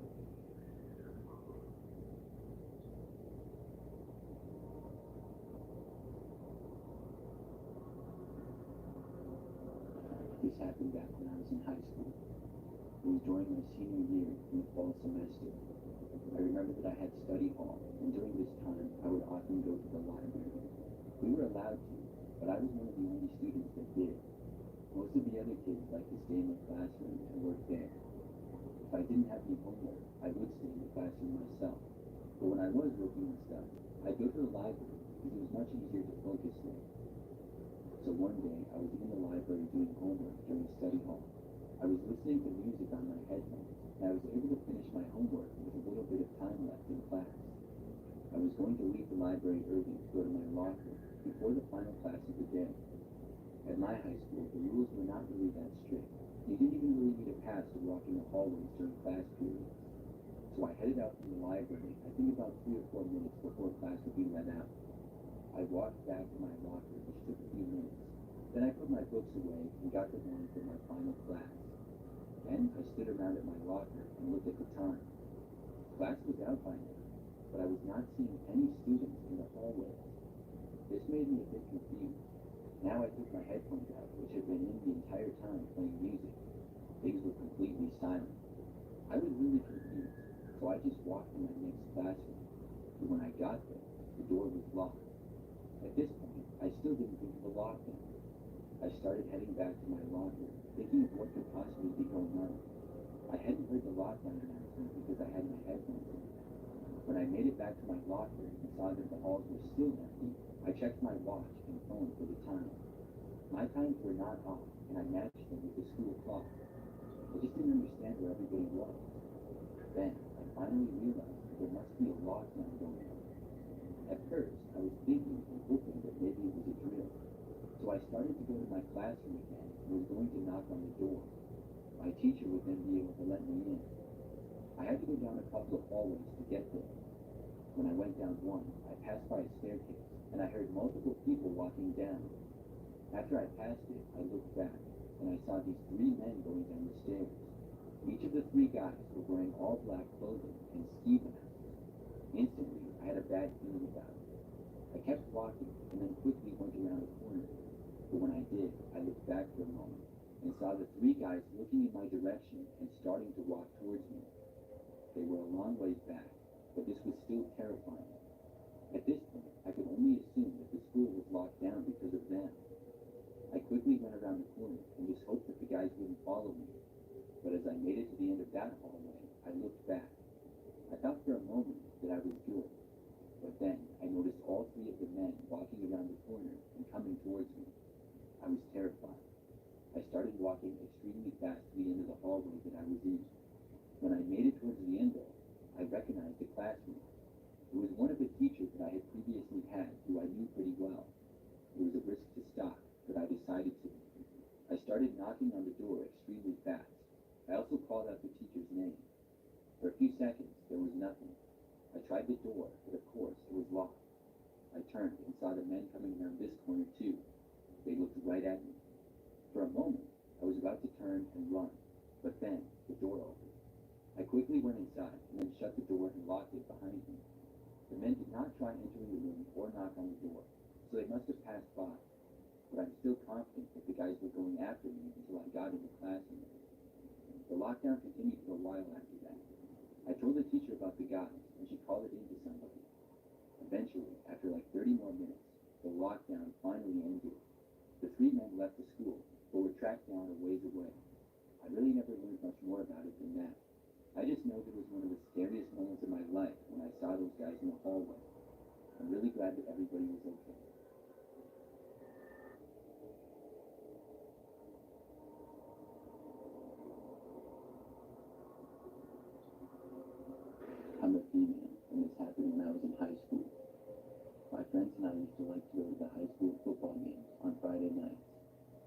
watch our friends play in the game, and there was a really large student section in the bleachers. It was always a good time, and then I would often hang out with my friends afterwards. One time, I went with two of my friends to a high school football home game. Where I'm from, the high school football games are always a huge deal. Just about the entire city shows up, and it's always packed. Plus, our team is usually pretty good. We got there early and went into the student section. During the game, we mostly stayed there, but a couple of times we got up and walked around. It was very crowded. After the game, we hung around for a little while, and then we were going to leave to go to one of my friend's houses. Then we were going to spend the night there. She lived about 10 minutes away from the school. I was driving, so we got into my car and we started to leave. There was a lot of traffic and a big traffic jam. It took probably 10 minutes just to get off of the main street. Once we were there, it was smooth sailing, but we noticed that there was a car driving right behind us. When we turned, the car turned after us. We automatically assumed that it was one of our friends from school being funny. None of us could tell who it was, though, because it was dark out. We were trying to guess, but I honestly didn't recognize the car at all. It was just a normal sedan, but kind of small and was black. It stayed behind us for a while, and then we turned, and it turned right after us. It continued to stay right on our tail until we arrived on my friend's street. I drove to her house and pulled over on the side of the road in front of it. The car pulled over behind us. I was actually really surprised that the car followed us all the way back. We were all still convinced at this point that it was a classmate there. High school kids will do some crazy things sometimes just for a laugh or whatever. So after we parked, we started to get out of the car. I remember getting out and starting to walk over to the car to see who it was. But then the driver's door opened, and I saw a man start to get out. He was no high school kid. This guy was at least 30, and I had never seen him before. Suddenly, I had a really bad feeling, and I think the rest of my friends did too. Instead of trying to run inside or anything, all three of us got back in my car at once. The guy was still walking towards us. I locked all the doors, and the man arrived at one of the back doors and tried opening it. When he did, I slammed my foot on the gas and drove away. My friends told me that he was going back to his car, and it hurt. I drove about as fast as I could on that residential road. I went around the corner, and then there was this park with a path through it. I slammed on my brakes, slowed down, and then turned onto the path. It was not a street, and cars were not supposed to go on it, but it was wide enough that one could.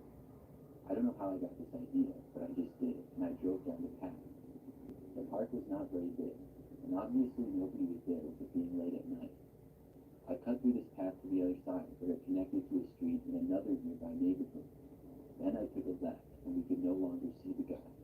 We would have no idea of where we were going at that point. I drove back to my house after that. We hung out there for a little while, until finally we went back to my friend's place. That made for the craziest high school football game experience I ever had.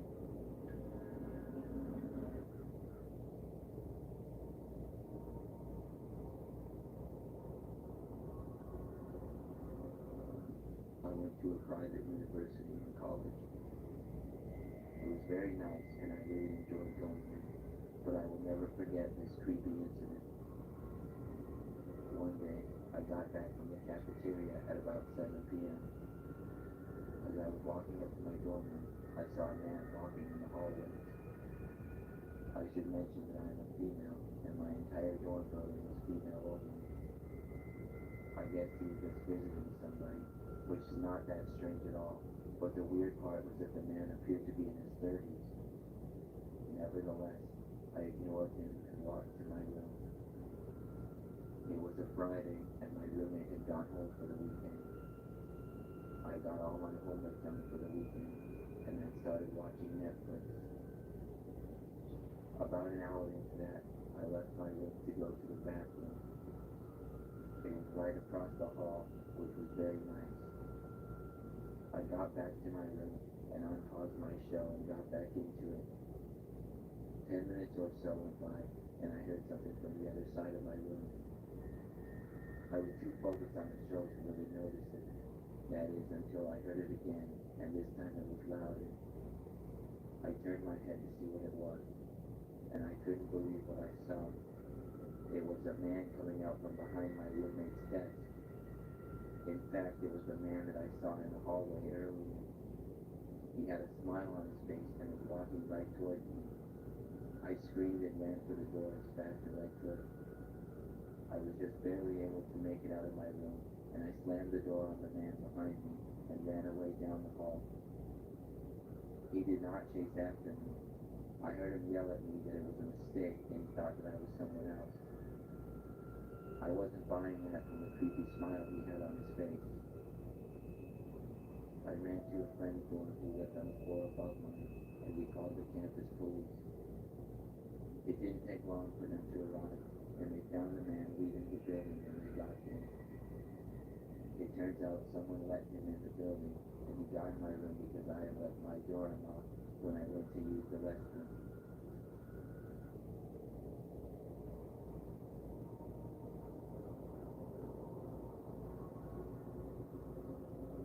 This story happened several years back when I was in college.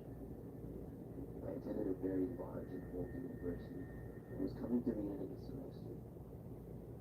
I decided to go to one of the engineering buildings one night where one of my classrooms were, so I could study for the final test. I had a lot of work to do. I wanted to be free of all distractions. I was an engineering student, and one of our buildings didn't go into the classrooms if there wasn't a class going on. So I went in and began studying. I studied for hours and hours, and in the process, I completely lost track of time. I started at about 8 p.m., and I ended up making a lot of good progress and was almost done when I heard a knock come from the door I was at. I was a little bit startled, but I thought maybe the janitor wanted to clean the room I was in or something. I looked at the clock and saw it was just past midnight. Nobody had been in the building at all when I got there, so I looked out the door, but I didn't see anybody.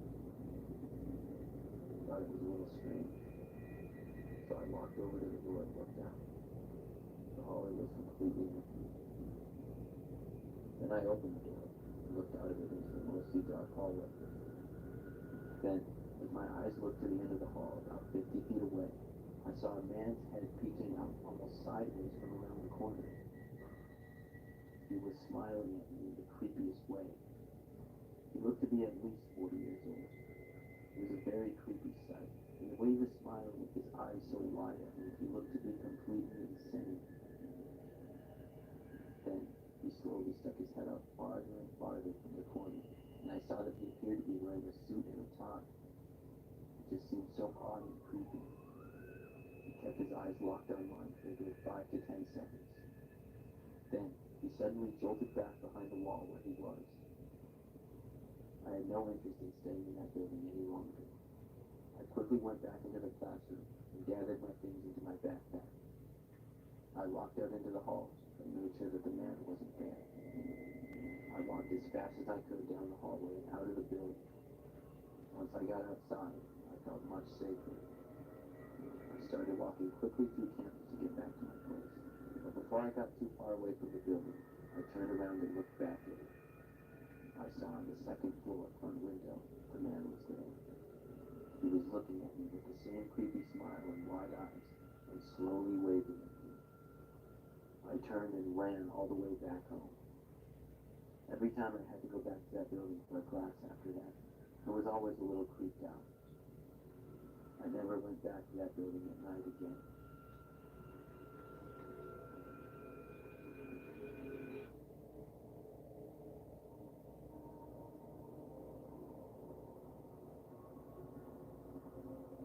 The story I'm about to share with you all started when I was a freshman in high school. I had gotten to know a lot of kids. I met this one kid named TJ, who happened to be on the baseball and football team with me. Keep in mind, I had only known him for a few months. One day, sometime during the first few months of my freshman year, I decided to go to TJ's house. I went with my other friend, who I had known since I was young. We'll call him Finn. Key details to the story is I had been to TJ's house a few times before and slept over several times as well. His parents knew me, and my parents knew TJ's parents. When I got to TJ's house, we waited for Finn to get dropped off. When he did, we all decided to go to a nearby school because some of TJ's friends were supposedly goofing off on the roof of the school. When TJ's friends he knew weren't there, we decided to walk to the other side of the neighborhood TJ lived in. To get to the other side of the neighborhood,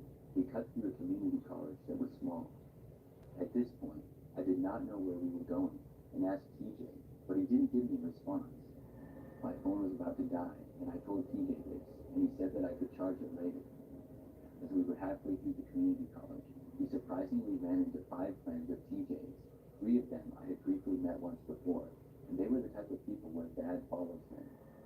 The other 2 friends of TJ's were kids I had never seen before or met. I asked TJ where we were going, and he said one of his friends' house. I got a weird feeling, as my phone was dead at this point, and it was dark out.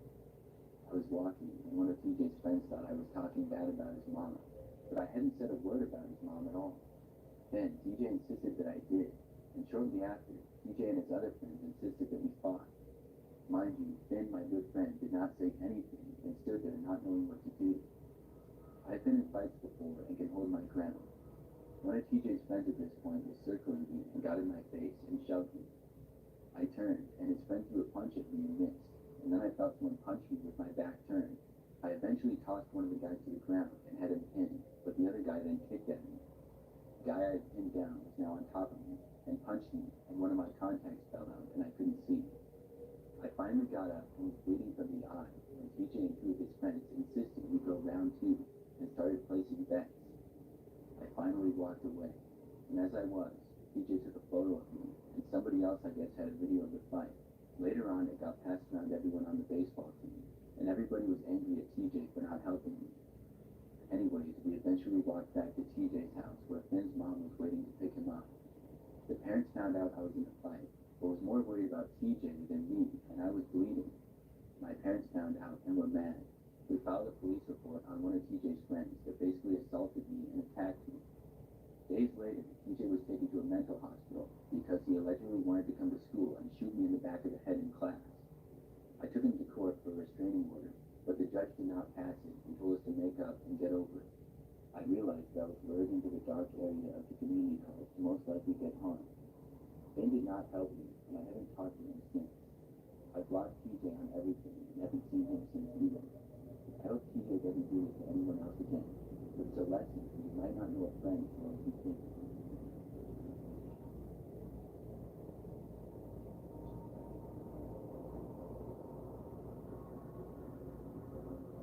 When I was in high school, I played football and baseball. During the wintertime, I would be in before school weightlifting. This particular story took place my sophomore year. One day, my mom dropped me off early at about 6 o'clock in the morning. Our lifting went from 6:30 to 7:30, so it was a very early day. I went to the entrance that I always did, which was on the east side of the school. It was the easiest for my mom to just drive up and drop me off at. It also happened to be the complete opposite end of the school from where the gym was, so when I walked to lifting, it would always be very quiet. On this day, however, when I passed by the social studies hallway, I noticed that the teacher's lounge light was on, and I could see right in. That was rare, because the lounges had blinds that were almost always down, and I had never really seen into one. It got my attention, so I walked over to the window and looked inside. I saw a few couches and a microwave. Typical stuff. But then I saw a man in there. He wasn't the teacher from our school, though. He was facing a bookshelf and appeared to be looking through the books. But by the way he was dressed and the looks of him, he didn't seem to be a teacher or a high school worker. He was wearing just a t-shirt and jeans and didn't look very well put together. Still, I was tired and figured he must work for the school or something, and I went on with my walk to lifting. After weightlifting, I went to my daily classes, and it was a pretty normal day. That is until second hour, when out of nowhere,